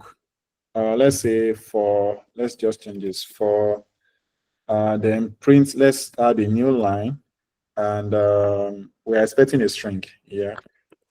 S and okay, then a new line, right? Then what we are expecting is cost name. So what we are saying here is what happened? Void string name. Oh, sorry, I'm using print line instead of print format. Yeah. Okay. So what we are saying here is that whatever thing that the extra information we are expecting the user to put, once they put it, then put it here where we want to use it, which is here. So basically, this is. Let me do something. Let's go back to our test. So if you come back to this test, let me just remove this. Let me just be using one, right? So this is expecting something. What is it expecting? It's expecting a cost name. So I can just do MIT 804. We can even do what's it called? The parameter, too many characters. Okay, I'm coming. So we can even do. So let me just go back here and explain first, then we'll come back, right? So this method accepts a single argument, which is course name. We name it course name, and it must be a string, right? Then we are printing this out in a format. So the %s format specifier is going to act like a placeholder for the value that is passed into this course name. What's wrong? Okay. That is passed into this course name. So making the message specific to that course, right? So this structure allows the same gradebook class to be used for different courses simply by passing a new name when calling the display method, right? So let's go back to our tests, gradebook tests. Say arguments here, okay. Let's say let's be expecting. Let's do our normal. Let me just copy and paste so that I won't be typing too much. So we'll wait for the user to input this, right? So if you run this now, it says enter the course name. So what can we put as course name? Let's say MIT 804. Enter. You can see it. It says welcome to gradebook for MIT 804. So what we are doing here is not something new. We have the system in using the scanner to add the variable to inputs. So this is expecting, and we are using this to get input from the user. We are creating an instance of gradebook, and whatever thing that comes from gradebook, all the classes, methods, and all that, we are assigning it to this variable that holds whatever thing that we are passing to it. Then we have this system print line, which is just an instruction. We have this taking the input from the user, which is, reading a line of text. Then we have this printing out blank line, right? Then we have this, we are calling this method here, which is the display method that exists on my gradebook. So we are calling it, and we are passing the, sorry, what happened? Control Z. We are passing the name of the course that we are expecting from the user. We are passing it into it, and this takes it in and goes into our class and perform all this operation and return something back to us, right? So I think that is pretty straightforward. And there is one thing you have to pay attention to. Initially, when we are doing addition, I was using next int because we're expecting an integer. And here, I was doing next line, right? Because we're expecting a line of text from the user, right? So you can use next line for phrases.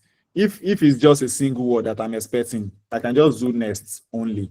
So if I run this now, it's going to run. If I do MIT 804, this is going to, you can see, it only gets the MIT, leaving this behind because it's not expecting a phrase. This next only expects a single word. But if I do next line, this is expecting a phrase. So if I run this again and I do MIT 804, let me just put space, MIT 804. If I do this and I send, it's going to enter. So we can see the difference. So then let's move to the to the next thing. So which is instance variables, then setters and getters. So instance variables belongs to each object. For example, here we have, okay, we don't have here. In addition here, this instance variable, this belongs to each of the objects they are in. We use getters and setters. We use get and set methods to access, to receive or to change, to modify. So we use get. It's just like a command. Get, you are getting something. Set, you are setting something. You are modifying something, right? And can I use another? Because I was confused the first time I heard those words. So getters are just like getters and setters. They are just like you have a locked drawer, right? Only you can access it directly. if your friends ask you like, read one, I want to, can I get something? They can, if they ask you politely, you can give them the access to get it. Or they can also reset or read one, I want to change this in your drawer. You can allow them to. So all these are like you are hiding the details and you're also controlling the access. So they are called encapsulation, right? You encapsulate them, encapsulate them, you are hiding those details. Whatever thing that getter is doing, they don't know, but they can easily have access to it. Whatever thing that setter is doing, they don't know. If you give them the access, they can easily access it, right? So let's go back to our gradebook. We can now set getters and setters here. So how do you set getters and setters? I don't want to write code because time is already, we're running out of time. So I'm going to copy it, then I will explain what they mean, right? So what we have here, is still the gradebook, and this is designed to store and manage the course name, which also includes methods to set and another method to retrieve. And it also has another method to display a welcome message, right? So what we have here, we have private string course name. This is a private field to store the name of the course, right? And we have, like, it is private, which means only this class knows what is happening here. It is not public. And outsider does not know. They do not have access to it. It's only this class that has it. Is private to them, right? Then we have mutators. By mutators, I mean they can mutate, they can change, they can modify. So this public void set course name, this is a private, this one, it's a private field to store the name of the course name. This method actually accepts or is expecting the name. Once it gets the name, it assigns the name to the private variable that we've already set. And we also have, so you can see this one is changing. If we have read one here already, if you have read one here, if another name comes in here and the name is Tunde, it's going to change, it's going to assign the new name to this. So the new name is now going to become Tunde. So that is setter. They are setting, right? They are modifying whatever thing that exists. Then we have the accessor. They access the variable. So this public string get course name allows the current stored course name to be retrieved, to be read from outside the class. Then we have this friend, which is display message. So what this does is it prints this welcome message, and it's internally it's calling the get method. This get course name method is going to fetch the course name. It's going to insert it into the message. So this demonstrates how methods within the same class can call each other. I don't know if you get, we have a method there, and this method is also calling this method, which is the method we already have. So they are calling each other, right? So let's go back to our test grid, and let's make use of this thing. So I'm going to explain the behavior so that we can easily understand, right? So in here, we have our scanner, and this scanner reads, it accepts input from the user, right? So we have our scanner, we have an instance of the object, which is the grade name. Then this is printing an instruction out. We are getting the name from the user, and this outputs a blank line, just to make things, tidy. Then we have our setter, which whatever name that we collect from the user, we are using this method to set it. Then we are using another method to display it, right? So this setter method is called, this one, it is called to store the user provided course name inside our gradebook. This is my gradebook. It stores it inside it. And this one here, this method is called, and internally we know display message uses the getter method to retrieve the name that was just stored, allowing it to print the personalized welcome message on the console, right? So if I run this code now, it's going to ask for the course name. I can now say the course name is Java Programming, right? If I press enter, you can see it says, welcome to the gradebook for Java Programming, right? So we've learned some new things. The first thing we learned is we learned about privates, and this is encapsulating data, right? So if you want to encapsulate data, you don't want it to be accessible by. So let's say we have grade name. Can I call my gradebook dot, what's the name? Course name. Can I call it my gradebook dot course name? No, I cannot call it. It's not even showing because it is hidden. But we can use this in it. So if I do another, let me do another one. If I say public string Ridwan, let's do Ridwan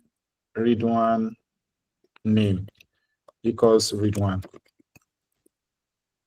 Since this one is public, can we call it? Let's try it. So if I come here now and I do my, you can see I can call this because it is public. But if it is private, which is this course name, I cannot call it because it has been encapsulated, you know, it has been hidden from me. So just like I'm using a car, there'll be some hidden parts of the car like I cannot use, because why do I want to even use them? They've hidden those things away from me. Like let's say the oil filter, right? I don't want to use it, but the engine uses it to filter the oil and all that. So it is not my, I can easily start the engine. The engine will work. The engine will call all the things it needs to, you know, to make it work. But as a driver, I don't have to. What I'm concerned about is, I start the engine and it's working. I'm okay. I'm good. So they've hidden those data away from me, right? So, and we have the public getters and setters. So all these ones can easily be accessed publicly. So that is data encapsulation, right? And we have different types of data. We have the primitive types. So I'll just be using this to explain. We have primitive types, and we have a reference type. So this also gives people a lot of problems. Like, what is primitive? So primitive types are things that cannot be changed. One will always be one forever and ever. Number 2 will always be number 2. Number 10 will always be number 7 will always be number 7, right? You cannot, they are primitive. We have integers, we have double. 2.1 will always be 2.1. It can never be changed. We have char for character, we have Boolean. True will always be true, and false will always be false. So they store data directly. Then we have reference types. So all these ones, they hold the address of the objects, like arrays, like strings, like the gradebook we actually created the other time. It's also a reference type.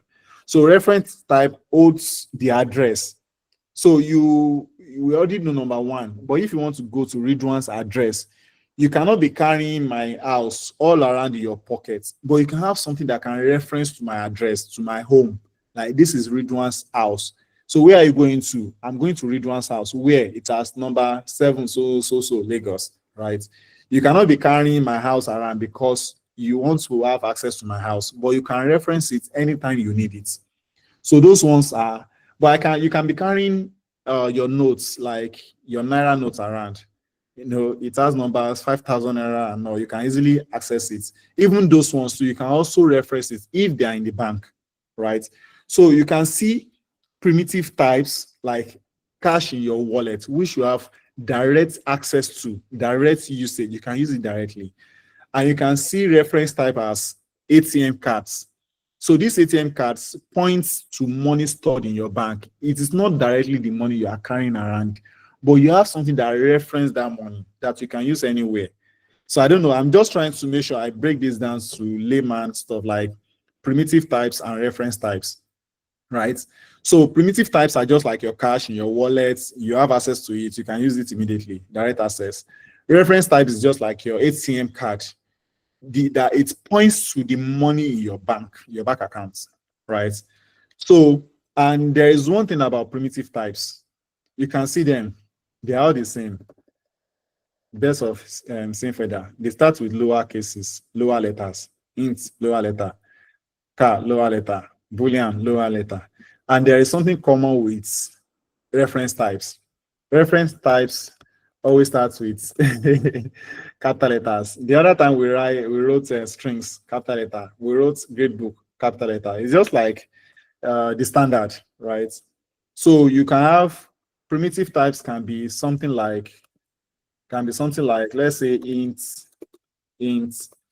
x equals 5. This is a primitive type. It's a value. You are saving the value. If we do gradebook, like we did the other time, gradebook GB, which is gradebook, equals to new gradebook. This is a reference. You are referencing it. This is a reference, right? So that's that, Sha. Then what else? And how do we initialize objects with constructors? This is also an important concept of OOP. So let me go back to gradebook. Special method with same name as class, right? And we use that to initialize objects. So constructors initialize objects when created. They don't have any return type, but the name must match the class name in Java. In other programming languages, it's different. But in Java, the name of your constructor must match the name of your class name. They can also overload. I mean, you can have multiple versions of them, right? So what example can, okay, let's say you buy a new phone. You know, during setup of your phone, you choose the language.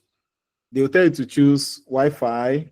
They will tell you to, you know, set some other thing like name. All those ones are constructors initializing your phone before the first use. So we call them constructors. They initialize. You have to initialize them with something, right? So we call them constructors. So let's add constructor to this gradebook, and I will explain. Let me just copy and paste the code so that we won't waste much of our time. So, yep, I have this here. Let me just zoom in. So from top, we have a public, the constructor. This is the constructor here. We have public, and like I said the other time, it must have the same name as the class. Now this is the constructor. We have public gradebook. It's accepting a string name. So, like I said, this is the constructor. It's automatically called, or it is automatically called, right, when a gradebook object is created, like we have it here. So if, okay, so this is already throwing error. So because it's throwing error because we are expecting an information called string name, a name that must be a string, an argument. And it uses it to immediately initialize the private field course, the course name, sorry. So it immediately initialize it, right? And we have this private string, which we've talked about, which is an instance variable. It's a private field to store the name of the course. Then we have other methods like the setter, the getter, then the display, which we've talked about the other time, right? So if we go to the test, this is already showing some errors. And why is it showing errors? Because it's expecting an argument which is one argument, but it found 0 because we are not passing anything to it. So what should we do? We can create, let me just copy and paste. I want us to be fast, sorry. Maybe you can be dropping questions so that you don't forget, because I want us to go. So yeah, let me just run this. After running this, then you can see what we have on the console is this one. So what is happening here? What is happening is that we are using the constructor, right? This grade book 1, this one, it creates the grade book objects, and it immediately sets the course name using the constructor. The same thing for gradebook 2. It creates an instance of the objects, and it immediately initialize it with a different course name. We can have different course names, you can see. So then we have the output here. The program uses the get course name method, right? To retrieve the course name and also prints the name of individual courses, individual objects to the console. So this confirms that each object is an independent entity with its own distinct data, right? You can pass different data into them, and you can set them at the moment you are creating them. So that is what this means. Then next, let's talk about floating point numbers and type double. So we are not going to do, we've talked about them during what's it called, data type stuff. So if you want to, let's say you are dealing with what's it called now? Let me go back to addition. If you are dealing with decimals, instead of using ints, you use something called double. We've talked about this before. So let's say we are dealing with price. So this equals to, the question is, what if I change this one to ints? Will it work? No, it won't. Will it? It should. Yeah, no, it won't. It won't.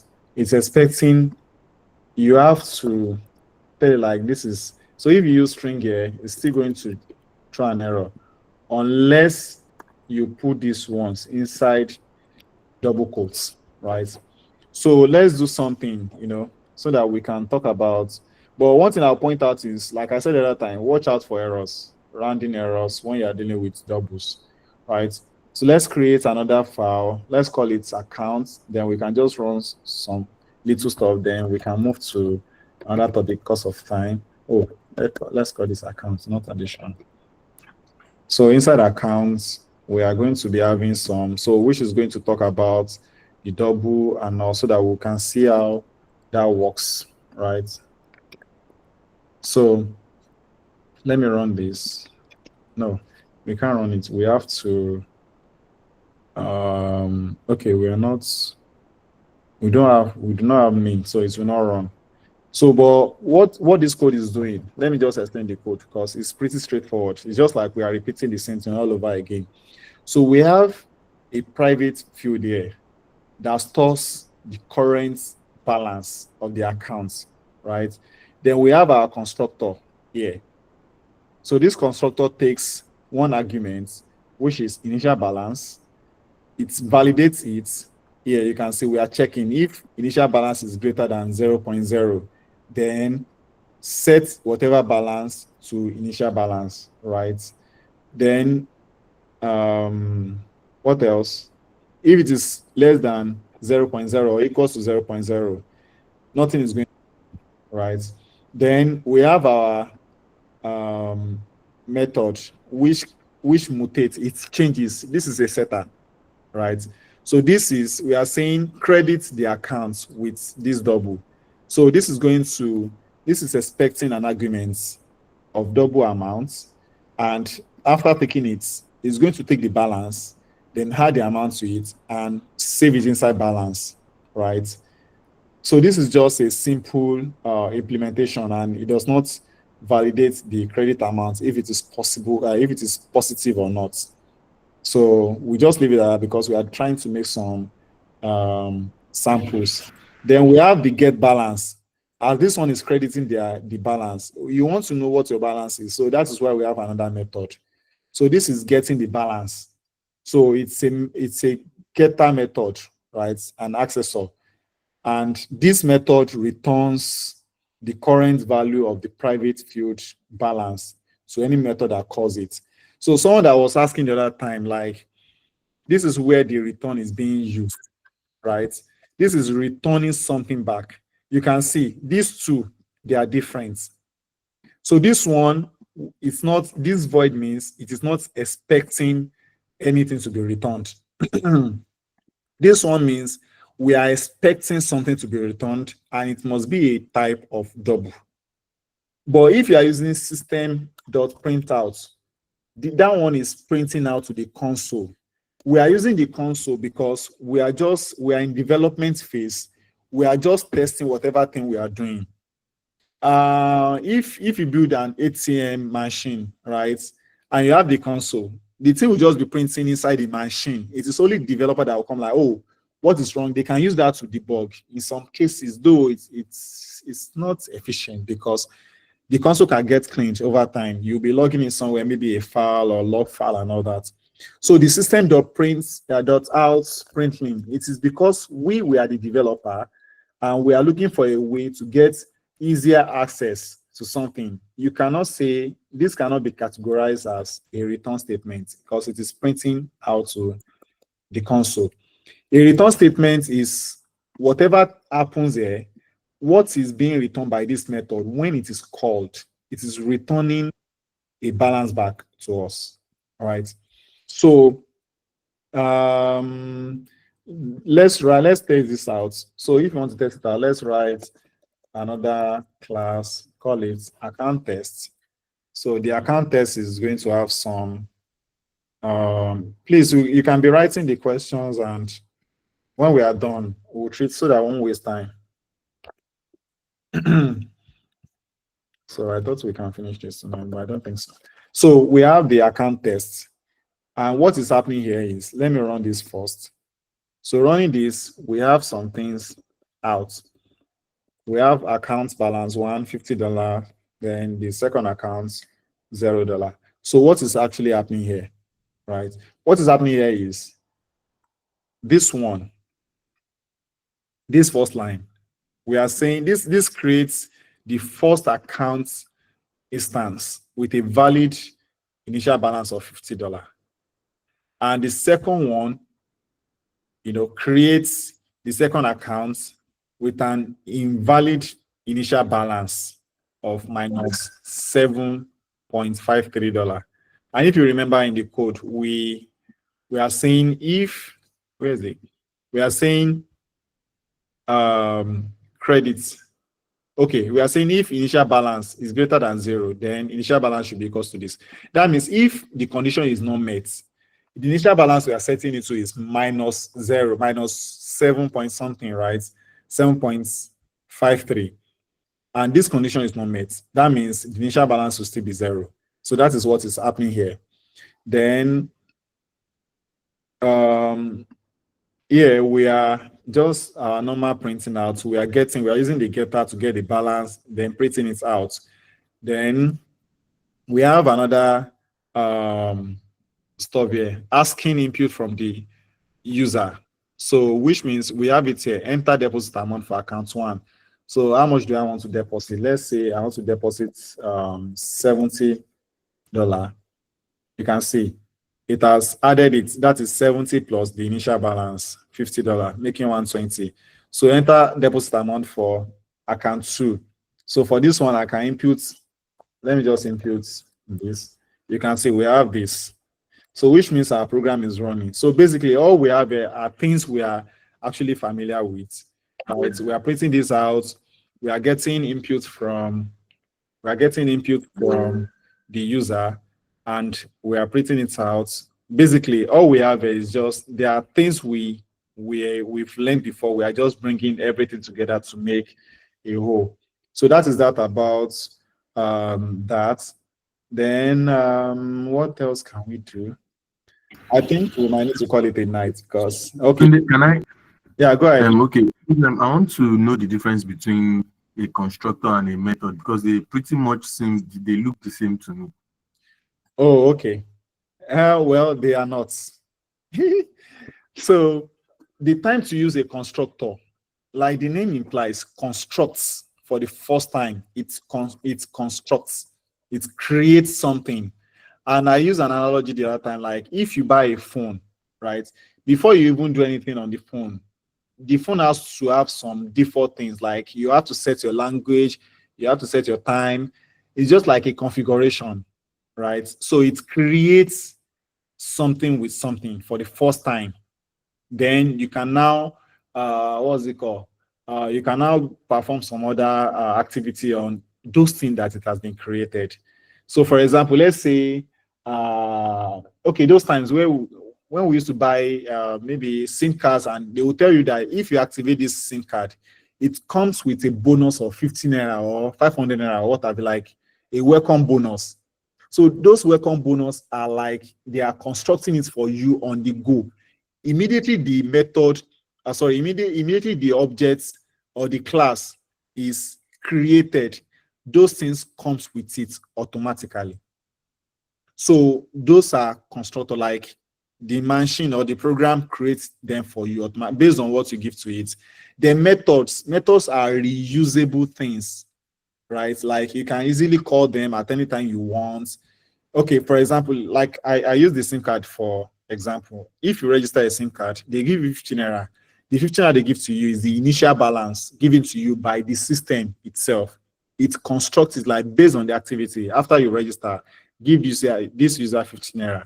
So after you've gotten the 15 naira, there are other methods that can be called. If you want to now recharge, you press the number, the pin, you press enter. That enter you press is actually calling a method like, oh, get this pin from the user, confirm it if it is valid. If it is valid, then give them the token amount that it's worth, and that is it. And the next thing is you are pressing star 556 to check your balance. That is also calling another method to get the balance that you've recharged. So I don't know if that makes sense. So that's just an analogy. Thank you very much. That's fine. Yeah, you're welcome. So then I think we can go to the next. So just to wrap this up, we'll do one more, then we can call it a night. So just to wrap it up, we talked about classes, and like I said, classes are like they are blueprints, and objects are the actual thing built from the blueprints. Then we have methods. Methods, you can see them as the behavior, yeah, and they can take parameters. We have instance variables, and these are attributes. We have users, we have getters, and all. And we have constructor, which initialize objects when created. It initializes the objects with some values when created. And we have different types. We have the primitive types, like I talked the other time, primitive types we have primitive types, we have reference types. And I gave an analogy like primitive type is just like your cache that you have access to it immediately. You can use it immediately. We have reference types, which is like a memory address, like your ATM card that references to your money that you have in your bank accounts. Then we have strings. Strings are just like tests. They are built-in methods that comes with Java. And we talked about encapsulation, which is just like locking data inside class, which is only accessible by the class, inside the class. And it's also accessible through the methods of the class. Then maybe let's talk about control statements, right? We've touched, we are here. So let's talk about control statements. So control statements, this chapter actually talks about, it takes us on how to control the flow of our Java programs using decisions and loops. So decisions and loops they are key skills for solving real problems. All developers must have those skills, So programs are not useful if they just run line by line. You need to control the structures. You need to decide like choosing between options, you need to repeat. You should be able to do something multiple times. So that is where we have the control statements. So we are going to be using the if for decision and while for repetition. So you can think of it like, you are giving your program a brain to make choices, artificial intelligence. So why does control statements matter, right? Control statements let our program to react to inputs. For example, the control statement our program can react like, is this number positive? No, it's not positive. Let me do something else. Control statement can also make our programs to repeat tasks, like keep adding something until you are done. And control statements are important for all programming, from games to business applications to what have you. So then we'll also be talking about algorithms. So what is an algorithm? Algorithm is a step-by-step problem-solving process, like waterfall. So just like a step-by-step problem-solving process. Then we have pseudocodes. So pseudocode is algorithm written in plain English, and not just using Java or anything to read, just plain English. So we use it to plan before coding. This is very, very useful for developers, because when you give problems to developers, they don't just jump into the code base and start writing and say, oh, I'm done. What they do is they are going to write out the pseudocode like, oh, they are going to use plain English that other people can also relate to, so that they can be able to solve their problem. They can also use it to communicate with other people, maybe with developers, with other stakeholders, like, oh, this is what we are going to do and all that. So let me give you an example. An example is, let's say you want to make noodles. Example of pseudocode. You want to make noodles. You can just itemize your steps, like first, boil water. Secondly, add noodles. Third, stir for 5 minutes. Fourth step, drain and serve. That's just it. that's the algorithm. Simple, straightforward. Then you can now start writing your code based on that algorithm. Then let's say you want to calculate the sum of 5 numbers. So another pseudocode you can do is initiate sum to 0, get 5 numbers from the users, add each to a sum, display the sum. So don't worry, later we are going to show us how these things work. So like I said, for pseudocode, you are going to be using plain language to communicate. Then later you can now refine it into Java code after planning. So then the reason for pseudocode, I think I've explained, which is it bridges human logic and code. So you can say while users enter numbers, add them, then this becomes a loop. So then I think I saw, okay.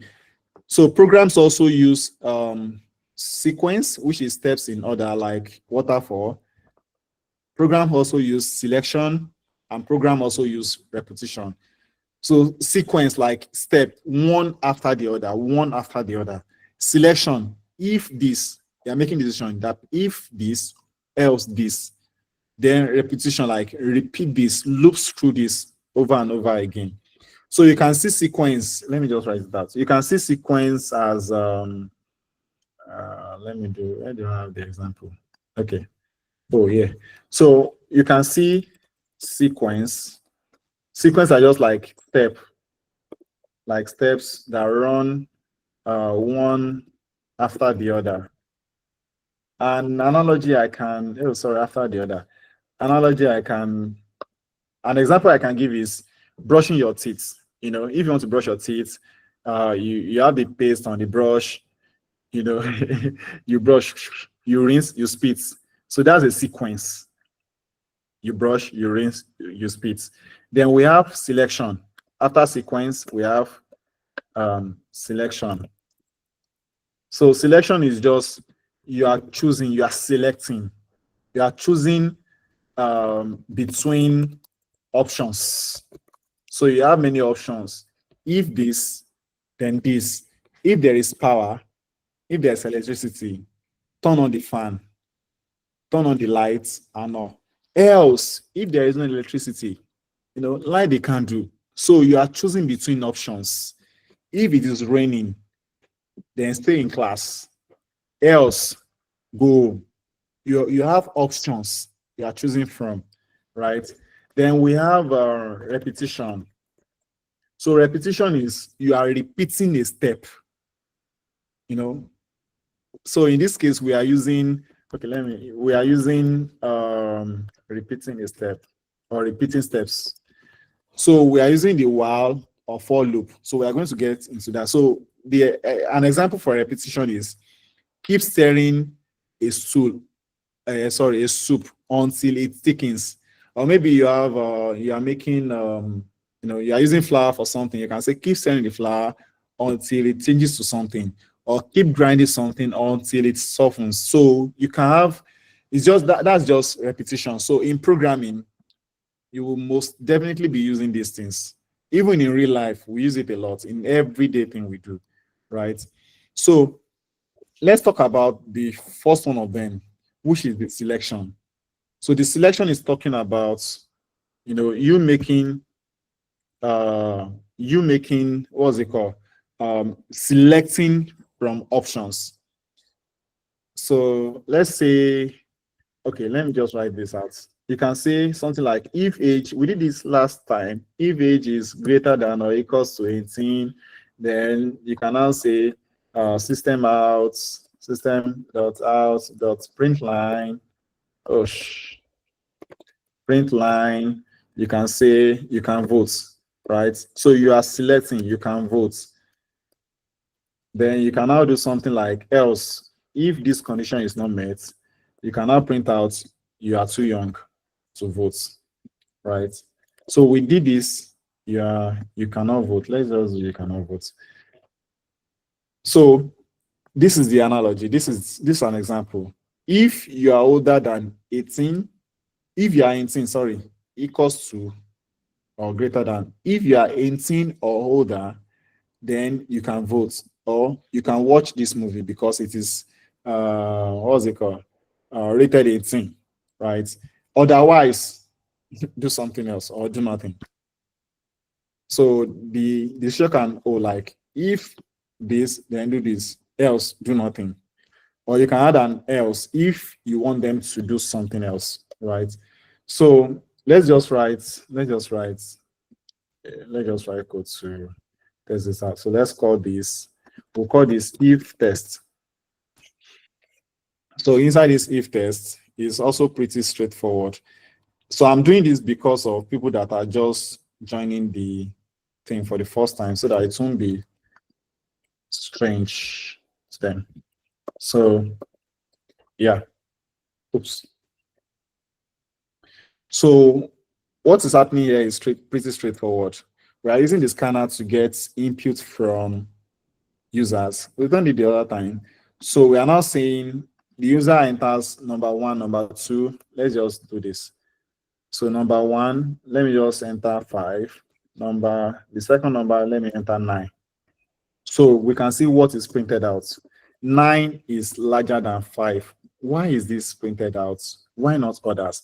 So the condition is we've accepted 2 numbers from the user, 9 and 5. The user input, number 1 is 5 and 9. So we are now saying 5 greater than 9, which is not possible. This is not going to be printed. The system now goes down again to read like, oh, so the system reads, like I said the other time, it reads from top to bottom. It's reading line by line. Integer 1, okay. We are expecting the user to input something, okay. I'll put this out, okay. Then user input something, okay. And the next thing is the user has imputed 5 and 9, which is number 1 and 2. Is 5 greater than 2? No.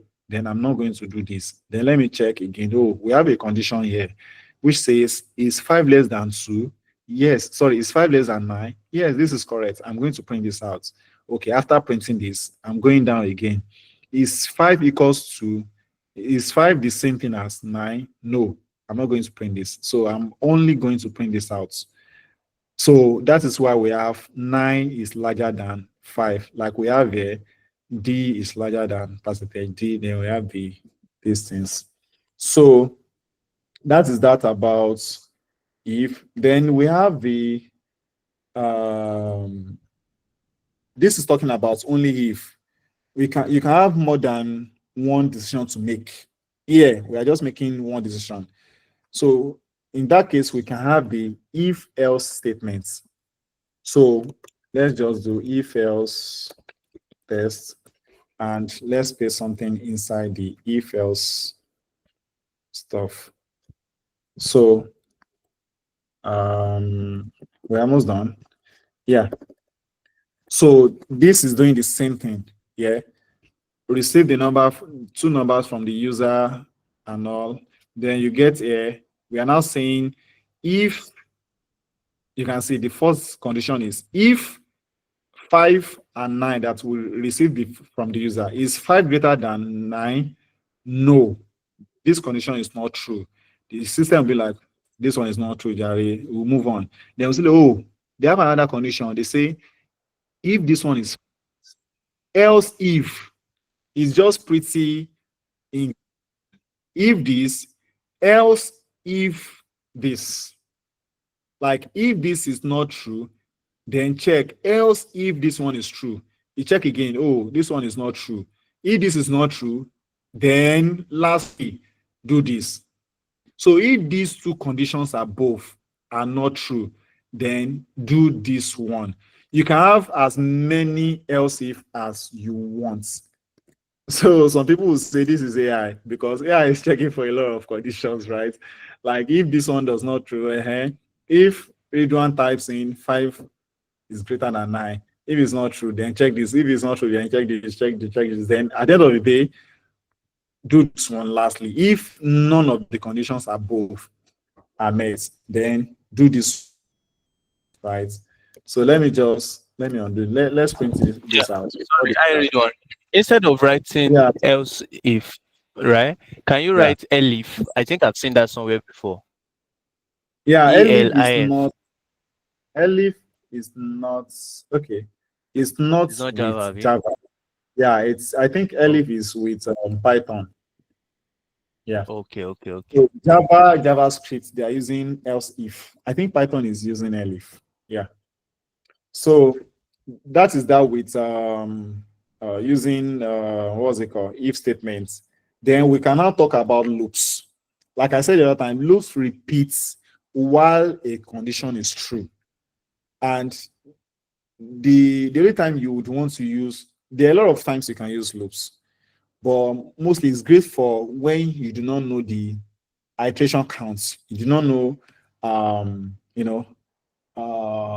what example can I give? Okay, let's say you want to charge your phone, right?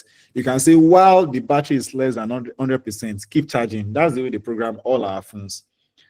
You can see my laptop battery is 100% now. If I remove it, while it is less than 100, then it should keep charging. So that means the number will keep increasing. I don't think I've ever seen unless it's a meme, I've never seen a battery that goes beyond 100. I've never seen.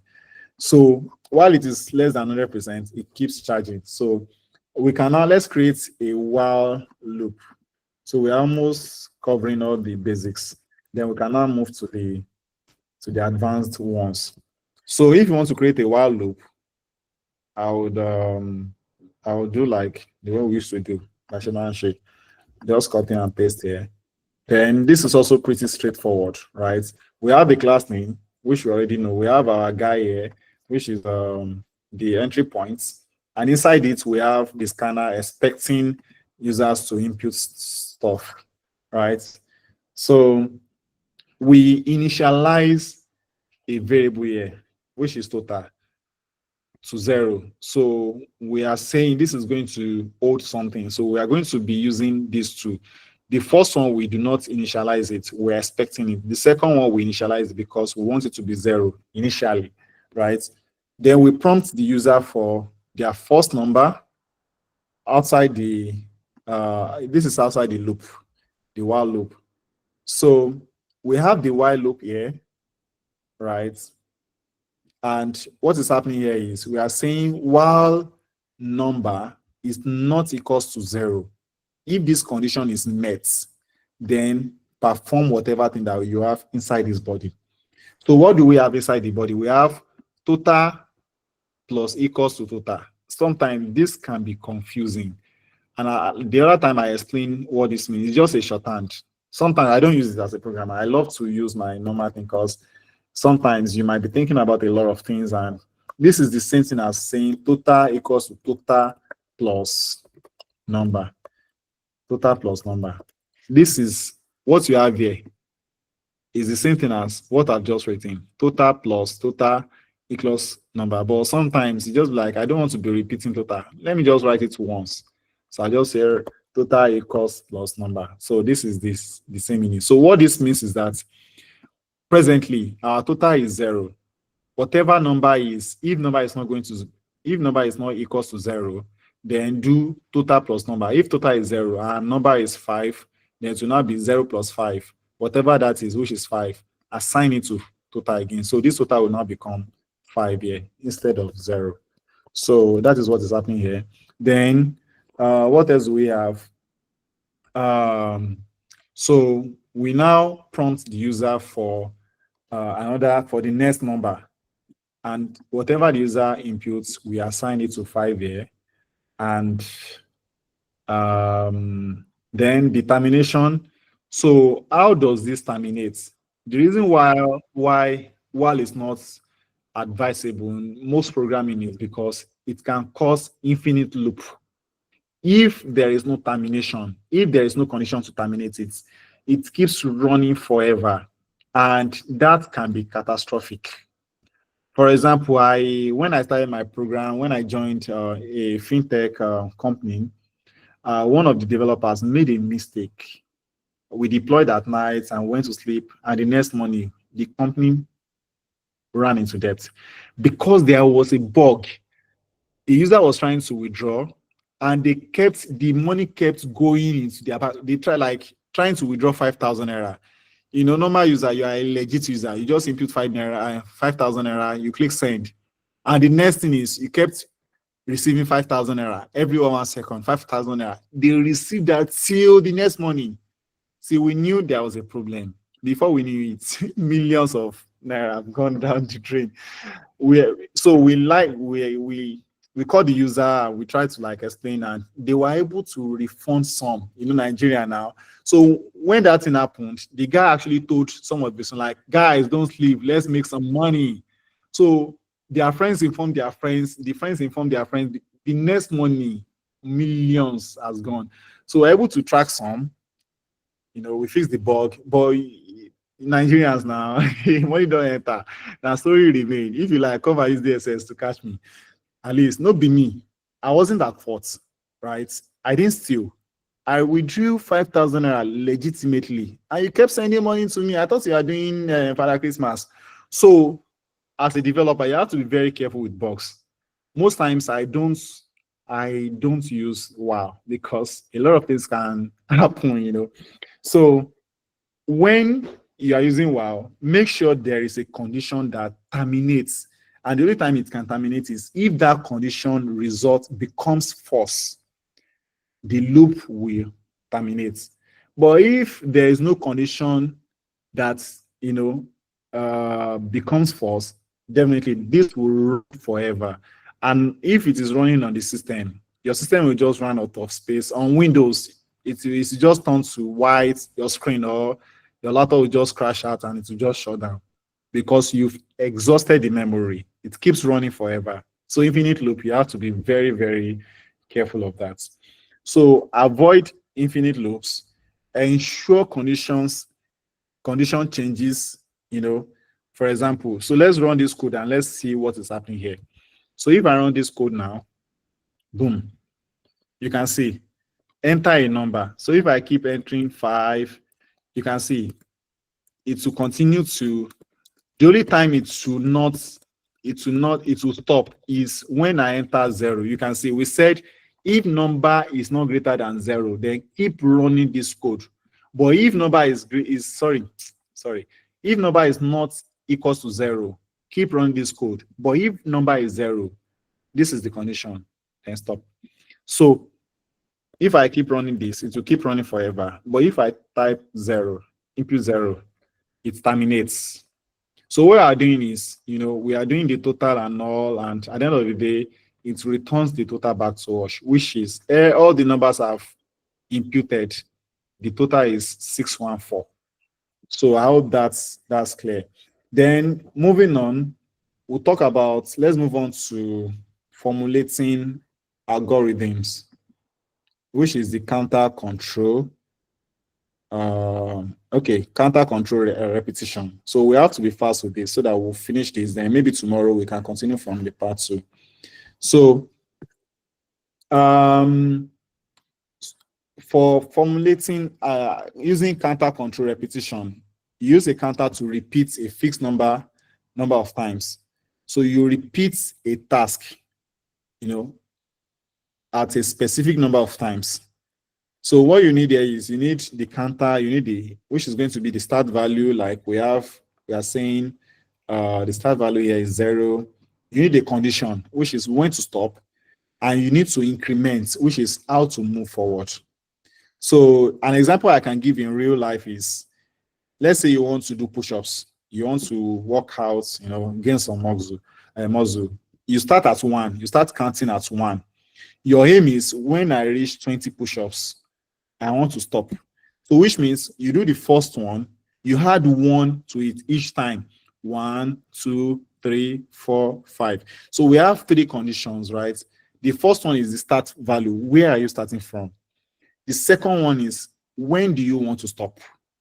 The third one is the increments. How do you move forward from the starting point to the finish line? And then you keep repeating until it is done. So we can now do, let's write a program for that. So let's call this counter tests. So I think once we are done with control flow, we can just run another 2 hours tomorrow, then we are done, right? That is if we think this knowledge is valuable. Sorry. So I'll run this, then I'll explain what this one does. Let me zoom. So if I run this now, it's requesting for number 1, like we have the scanner here. We have the variable. This one is holding, the total is 0, the counter is 1. Then we are saying while counter is less than or equals to 10. And this one is presently true. Counter is less than, because counter is 1 here. So 1 is less than or equals to 10. Then do this. So what are we doing? We are expecting value from the user. We are doing plus plus. Then we are incrementing the counter again. So what is happening here is, let me just run this program first. Then I will explain what is happening. So enter number 1, I enter 5. Enter number 2, I enter 7. Let me just enter 10, right? Enter number 3, let me enter 35. 4. So it's asking for number. Yep. It keeps asking for number. But I think we are going to 10, because we are saying the counter should be. Yeah, we are done. So what is happening here is, we are saying if counter is less than or equals to 10, if it is true, then keep doing this. Let me. So if it is true, then keep doing this. What are we doing? Print this out, yeah, which is counter something. Then accept an input from the user. Add whatever the input, which is an integer, add it to total. Whatever total is at that time, hold it to memory. Then increment counter. Like I said, this counter is the same thing as saying counter plus 1. I've explained this before. If you see plus plus, it means whatever variable you have there plus 1. So initially, counter is 1. So here is saying 1 plus 1, which equals 2. So counter becomes 2 in this regards. Total, whatever thing the user input, I input 5. So we have 5 here. And this is the same thing. Let me just do. This is the same thing as saying total equals total plus 5. And what is total? Total is 0. So 0 plus 5 equals 5. So this becomes 5. The counter becomes 2. Then the condition is not met. So what is counter? Counter is true now. It's now saying is 2 less than or equals to 10, which is true. It asks for this one again. It's saying if the user should input a number. So in this regards, I input 10. So what is total? Total is now 5. So this is going to be 5 plus the user input, which is 15. So total becomes 15 here, right? Then the next thing is saying counter plus plus. Counter is 2. It will now be 2 plus 1, which equals to 3. Counter becomes 3. So the question now is 3 less than 10? Says yes. It repeats this over and over until counter becomes 10, right? So if counter becomes 10, it comes here and say is 10 less than or equals to 10? 10 is actually equals to 10, but not more than 10. So it runs it again for the 10th time, becomes 11. So once we get here now, is 11 less than or equals to 10? This condition becomes false and it stops. So after stopping, it moves to the next stage, which is this. If this is still true, it will continue looping forever until this condition is met.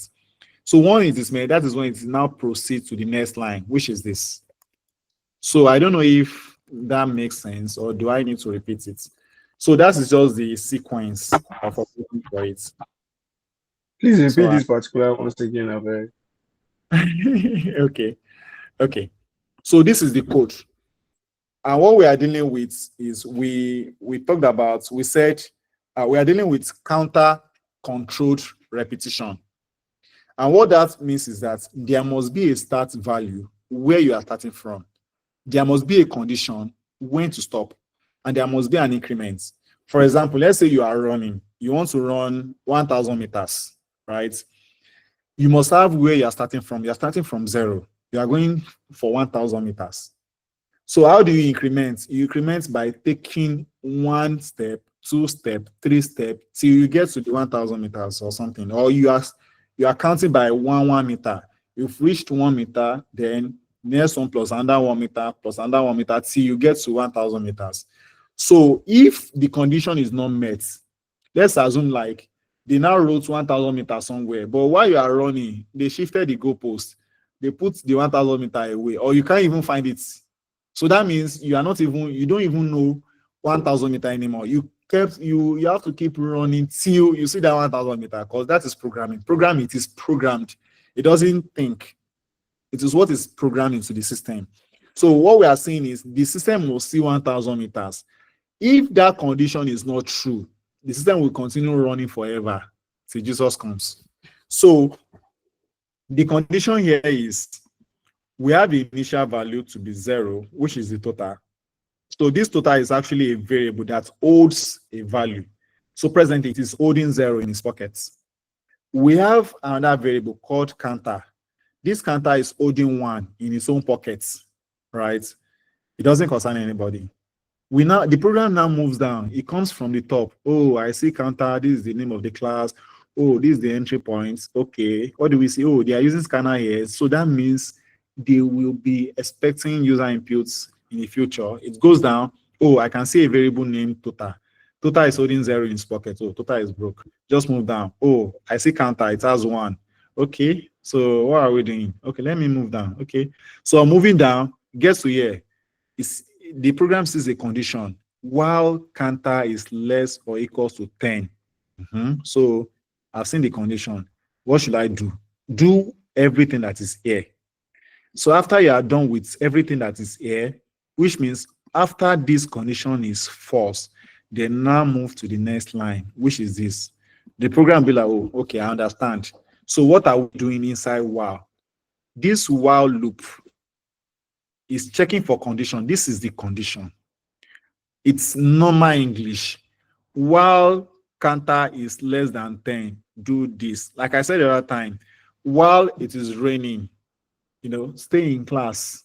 So that condition is true at that moment. For example, let's say you are a parent, you are going out, you want to give your kids instructions. While it is raining, do what? Stay indoor. So which means the kids will be indoor when it is raining, because that condition is true at that moment. Immediately the condition is false, which means the rain stops falling. The kids will troop out, they want to play, the sun is shining. So that means that condition doesn't hold longer, and you can't beat them because the condition you gave to them is while it is raining, stay inside. So which means if that condition is false, they can do whatever thing they want to do.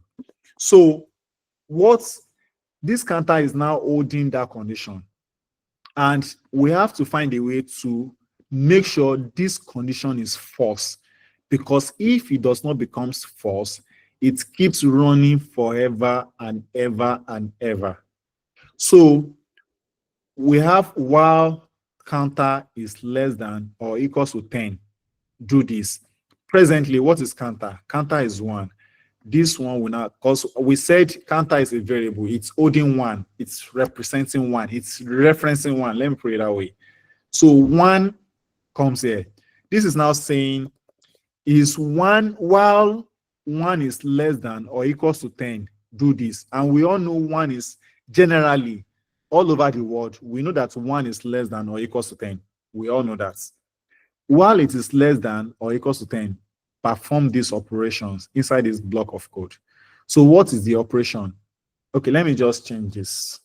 Let's do int user inputs equals to, so that I will separate this and it becomes cleaner. Then user inputs. Yep. And let's make sense of this. Let's say this one equals to total plus user inputs, and this one equals to counter plus 1. So I've changed the whole program.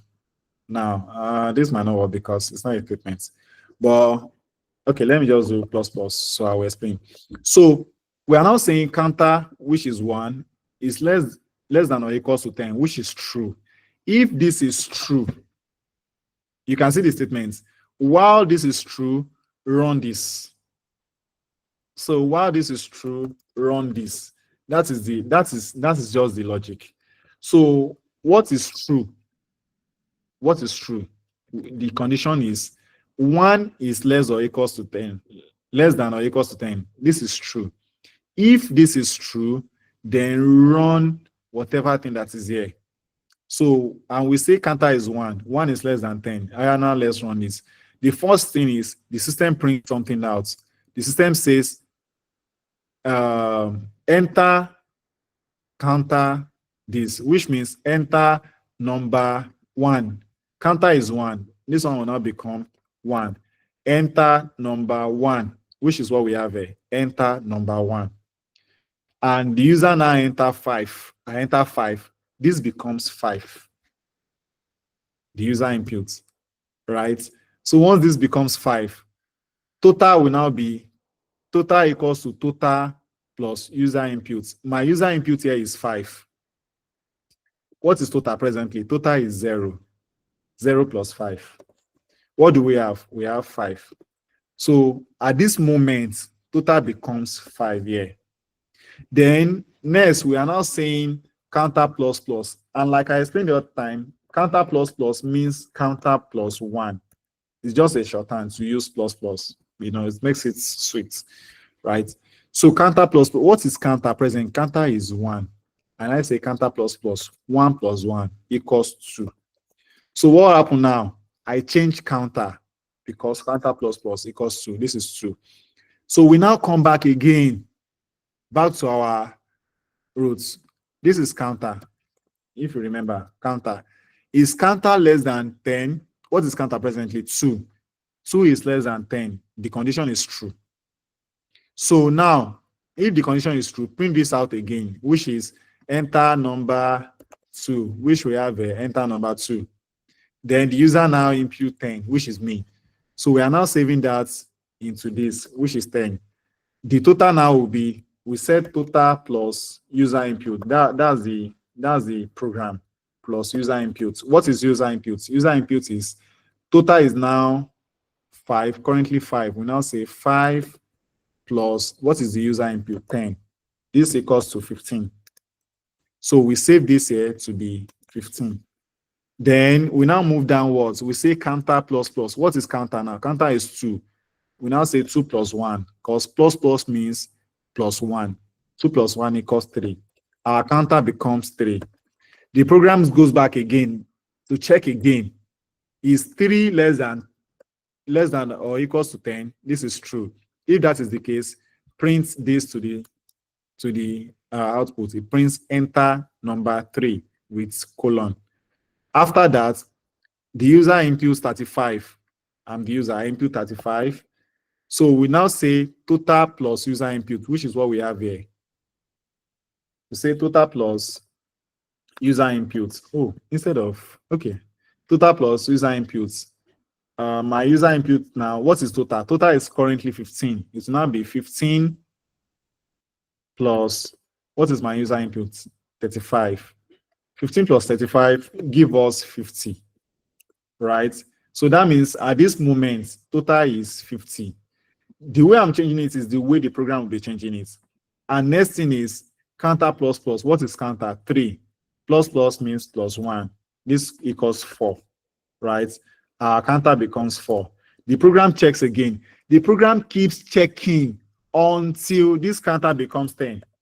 No, 11. So when counter becomes 11, it will now check the condition. Is 11, because we kept increasing counter plus 1. Is 11, that means this is going to run 10 times. Is 11 less than or equals to 10? This is false. So once this is false, the program will be like, oh, at last, this is false. This condition is false. That means I can move on with my life. They will now come back and do total of all 10 numbers is equal to whatever value we have in our total at that moment. And they will print it out, which is what happened there.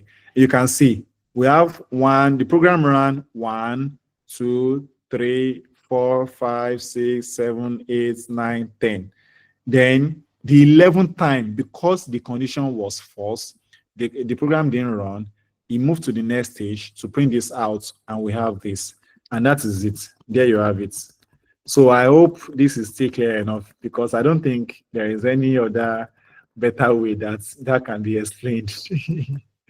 So that is that about the counter controlled repetition. So I hope that is clear now. I'm trying to undo all the things so that we can have, I would undo everything, then I'll explain using what we have. So this is what we have. This is the program, right? This is pretty straightforward. We have counter here. So this is the program. We have counter. I'll explain again. We have int total. This is going to be undo the total of everything. We have counter. We are using this to check like a hand clock, like second. We are checking like a timer, like a stopwatch. Yep. So we are now saying while counter is less than 10 or equals to 10, run this code. What is the code? Print this out. Then ask user for inputs. What do I have there? Inputs dot next int. Ask user for inputs.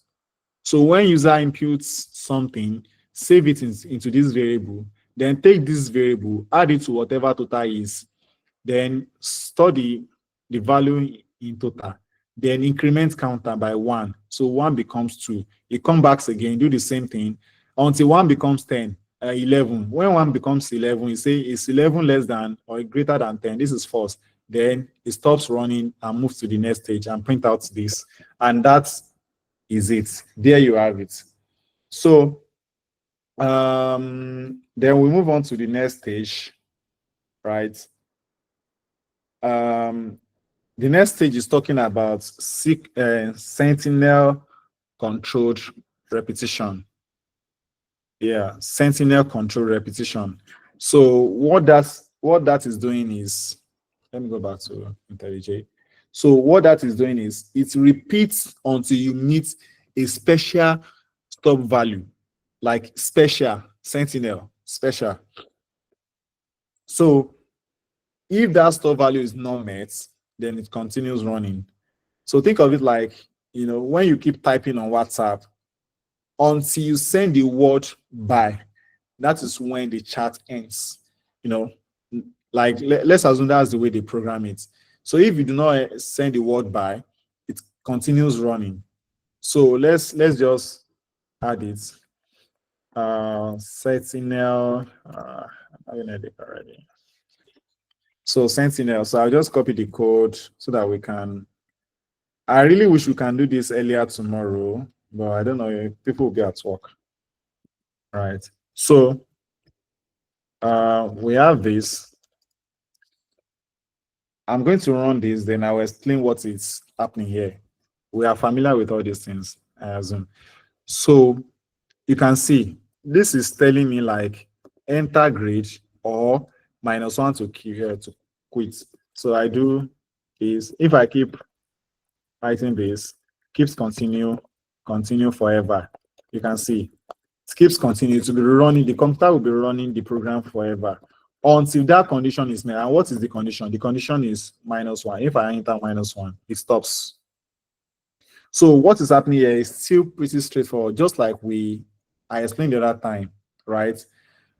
Starting from the bottom, starting from the top, we have, we initialize some variables. So we initialize total to be 0, which is going to hold the sum of all grades. We initialize grade counter to be 0, so which is how many grades have been entered. Then we have this grade, which is going to hold the grade value. Then we print this out, which is an instruction. We get an input from the user for this, and we are now saying we have the sentinel value here, which is -1. So what this is saying is when a user enters this value -1, it signals a stop, it signals a loop to stop, or the loop to stop, right? If the user enters a different number, the loop continues forever. So the program prompts, it prompts for and reads the first grade before the loop starts, right? It reads the first grade before the loop starts. So this is essential to, initialize the while loop condition. So we need this because we need to know the grade so that the while loop condition can be checked and can proceed. Then the while loop condition, the loop continues as long as the input grade is not the sentinel value, which is -1. So inside the loop, the current grade is added to the total, right? And the grade counter is incremented. And this is passing the message, an instruction to the to the terminal. Then a new grade is requested and read at the end of the loop body, which is this. And so calculating the outputs, if grade counter is not equals to 0, this is just a check.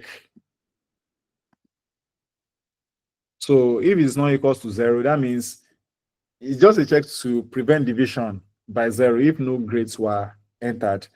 If grade exists, the average is calculated here. We calculate the average, and we cast the double total to ensure that floating point decision is used for accurate average calculation. Then the total and the average, which are formatted to 2 decimal places, right? They are going to be displayed. So if no grades were entered, we display this. So you can see how we, so if we run this, let me just run this. I think, okay, I ran it before. So what is happening here is we are saying this sentinel value, if the condition is not met, then keep running this. So while let's say the user inputs 5, if this grade is equals to 5, so is 5 not, if 5 is not equals to 1, then run this. So this is saying if 5 is not equals to -1, sorry, if 5 is not equals to -1, we know this is true because 5 is not equals to -1. They are not the same. So if this is true, then run whatever is there. And what is there? We are saying total, which is 0, should be total plus grade. This becomes 5. Then grade counter plus plus. This becomes 1 because that is +1. Then system prints out something and system gets another input from the user. So if the user input 10, yeah, the grade becomes 10 here. And we now check again. Is 10 not equals to -1? 10 is not equals to -1. This is true. Then we continue again. We keep doing that until the user inputs something that is false. And what is that? -1. So if the user now inputs -1, our grade becomes -1. If this condition is met, then this is false. You can see condition grade is always false. So this becomes false, and this is disrupted. This is terminated. So once that this is terminated, the next thing is this. We now do our calculation. We are now saying if grade counter is not equals to 0, which is true because we've done a lot of counter. At least if we've done it once, grade counter will be 1, and 1 is not equals to 0. This is true. We now do the calculation here. But if the user has not entered anything, which 0 is not equals, this is false, then we now print out no grade entered. And this is it. So it's very similar to what I explained at that time, right? It's just like this one is now looking for a value to stop to become false. It's looking for a particular value, expecting you to enter a particular value to stop. The other one wasn't expecting you to enter a particular value. It's just testing for a condition, right, to be false. So if you are testing for a sentinel, you have to pick a value outside the valid inputs. For example, we picked because a user might not know they need to enter -1, but we are now telling them like it's not possible for someone to have -1 grade. So this is outside it. So let's just put it here. So that is that. And another thing is we can have nested control statements. You can have, but so it's actually not really advisable because it makes your code base, the maintainability becomes an issue, right? So you can put a loop inside another loop, inside another loop, inside another. So we have nested loops. In JavaScript, there's, I think generally in program, there's something called a nested L or something like that, whereby you have a lot of nested loops. It makes your code hard to maintain. So that is that. And okay, we can let's build nested loops. I want us to finish these control statements, then we can start from somewhere else tomorrow. Let's do analysis to analyze tests with nested loops. So here we are going to, I hope I still have people here, Sha. Hello? Yes, we are with you. Okay, okay. Yes, we're with you. I just want to be sure. Yes, Maybe like, so- 44 people. so, okay, people don't go. Yeah. So another thing here is, okay, we want to run the nested loop program. So I'll run this, then I'll explain. So this is running for a test, right? So if I input 1, this is, then I input, let's say I input 1, 1, let's say 2, then another person pass, another person pass, another person pass, another person fail, another person pass, another person pass. So this is how many? I think 10. Yeah. So it prints out 8 people passed and 10 people fail. Because we are saying if someone has 1, that means pass. If someone has 2, that means fail. So let me just analyze this code. All right. So this code actually use a counter-controlled while loop, to process the test score, the exam scores for exactly 10 students, and it prints out the summary at the end of the day, right? So starting from the top, we have this int passes, which initializes the counter for passing grade. We have int failures, initializing the counter for failing grade. We have the student counter, which is the loop control variable, and it starts at 1. And we have the results, which shows the results of the test. So moving down, we have the processing loop. This is the processing loop.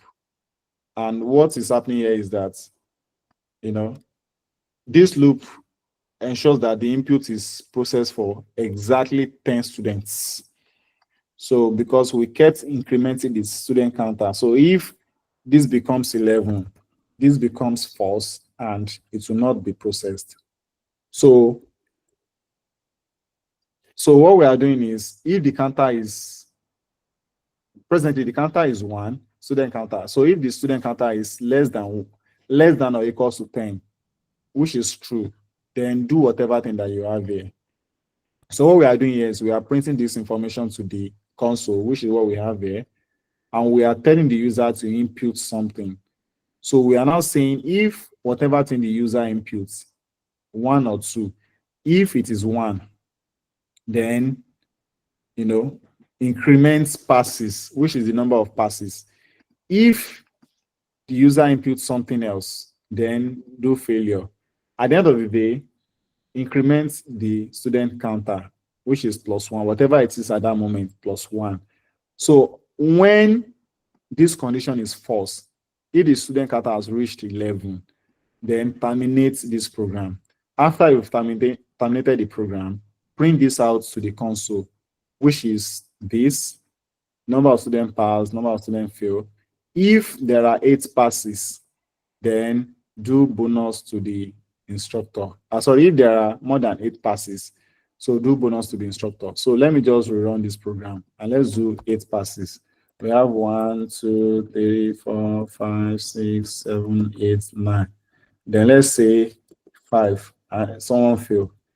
So you can see it's 9 people passed, 1 person failed, and we have this printing out. So that is that about that. Then let's move on to compound assignment operators.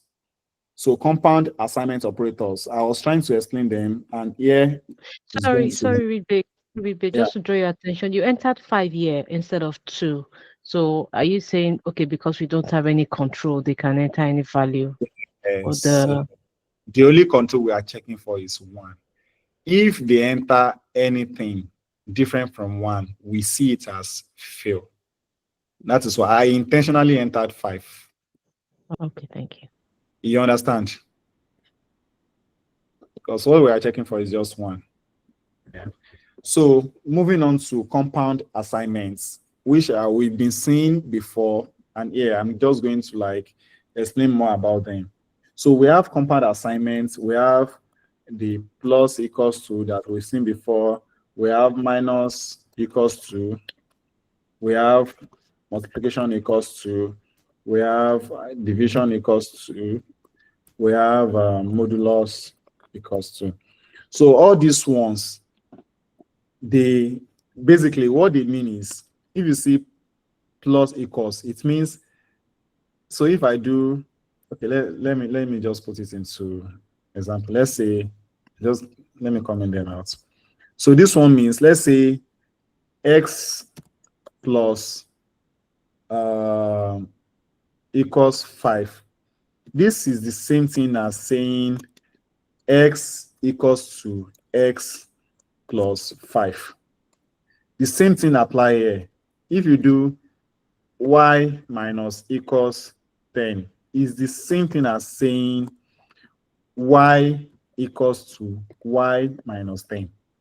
So they are using shorthand. Sometimes it actually makes code, beautiful and all. But me, I don't know. I don't trust myself. Instead of using this, because there is something. Sometimes you have x plus equals to 5, and there is another one, x equals to plus 5. These two are valid, but they mean different things. So that is why as a developer, I have trust issues. I'd rather write my thing full. At least it's not chopping space. I think I just write time full. So these two, like I said, they mean different. They are going to give you different results. These two, but they look like the same. So to not be confused, just write your thing in full.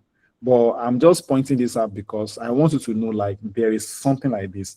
So this is the same thing as saying z equals to z times 2. Yep. Okay, sorry. Z equals to 2 is the same thing as saying z equals to z times 2, right? Yeah.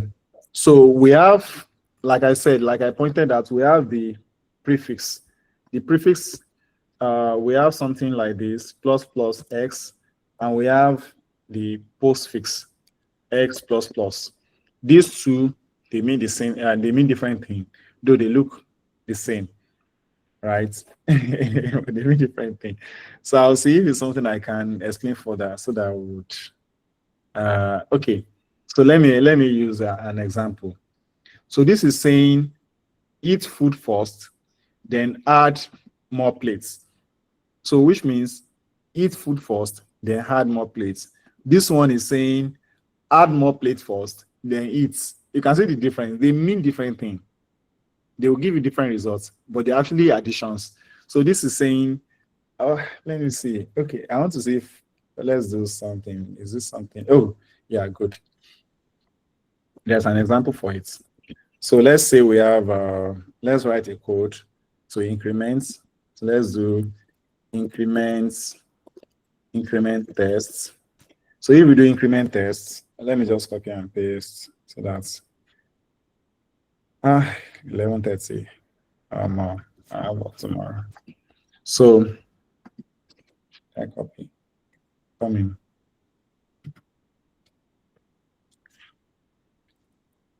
Okay. Where did I copy it? I'm gonna, what's fun?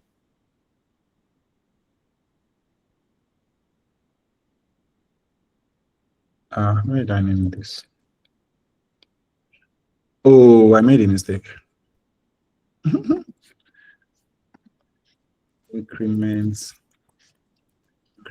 test. Yeah. Yep. So I'll send this, then I'll explain what just happened. So I run this code, and we have some things in the console. So what is happening here? There is, like I said, there is post increment, which is C++, X++, or something plus plus. So here we are saying C, a variable equals to 5, is holding the value of 5. And we are now saying D should be equals to C++. What this means is D should be equals to 5 plus plus. This is what it means. And what this means is that the value of C, the value of C, which is 5, is assigned to the first, then to D first, yeah. Then C is incremented to 6. So which means we have 5 here and we have 6 here. And what we are saying is, we are saying D should be equals to C++. What we are expecting is whatever value that is in C should be here. So I have it printed out. So what I'm printing out is C before post increments. we are saying C minus 1, which prints out 5. Value assigned to D, that is post increment, which is D, print out 5.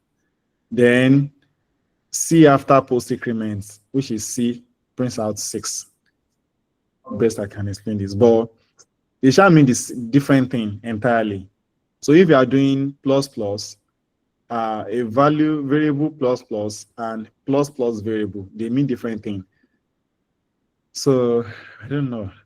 I think this is the best way I can actually explain it. So the plus plus C, It's yeah. okay. Still on the plus plus.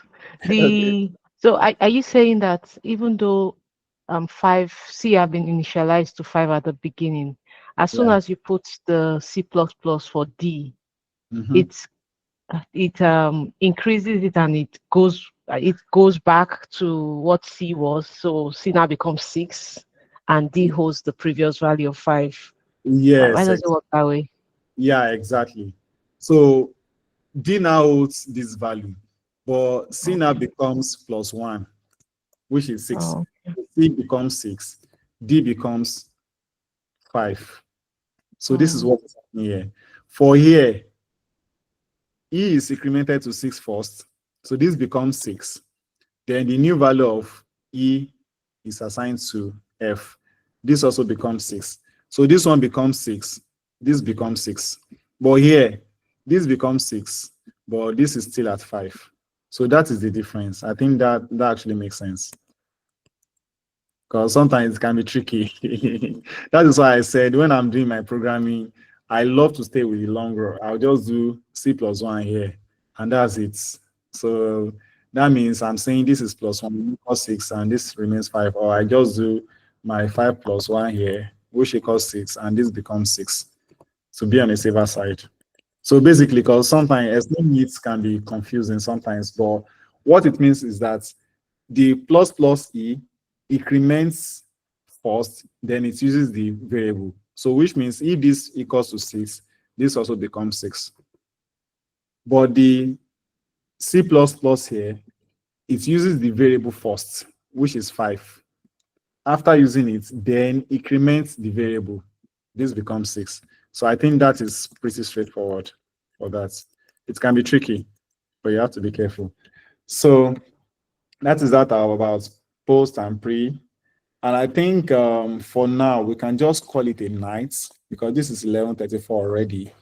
If you people want, we can still run something small tomorrow because we are now at chapter 5. And I think the other ones are pretty straightforward because these are the basics. So it needs to be explained to be clear so that when we get to the advanced stuff, we don't have to be re-explaining things again. So I think we can call it a night, right? We can do the same time, 8:30 tomorrow, if we want. We can do that. Excuse me, We want to. So we can, if we have any questions now, we can ask.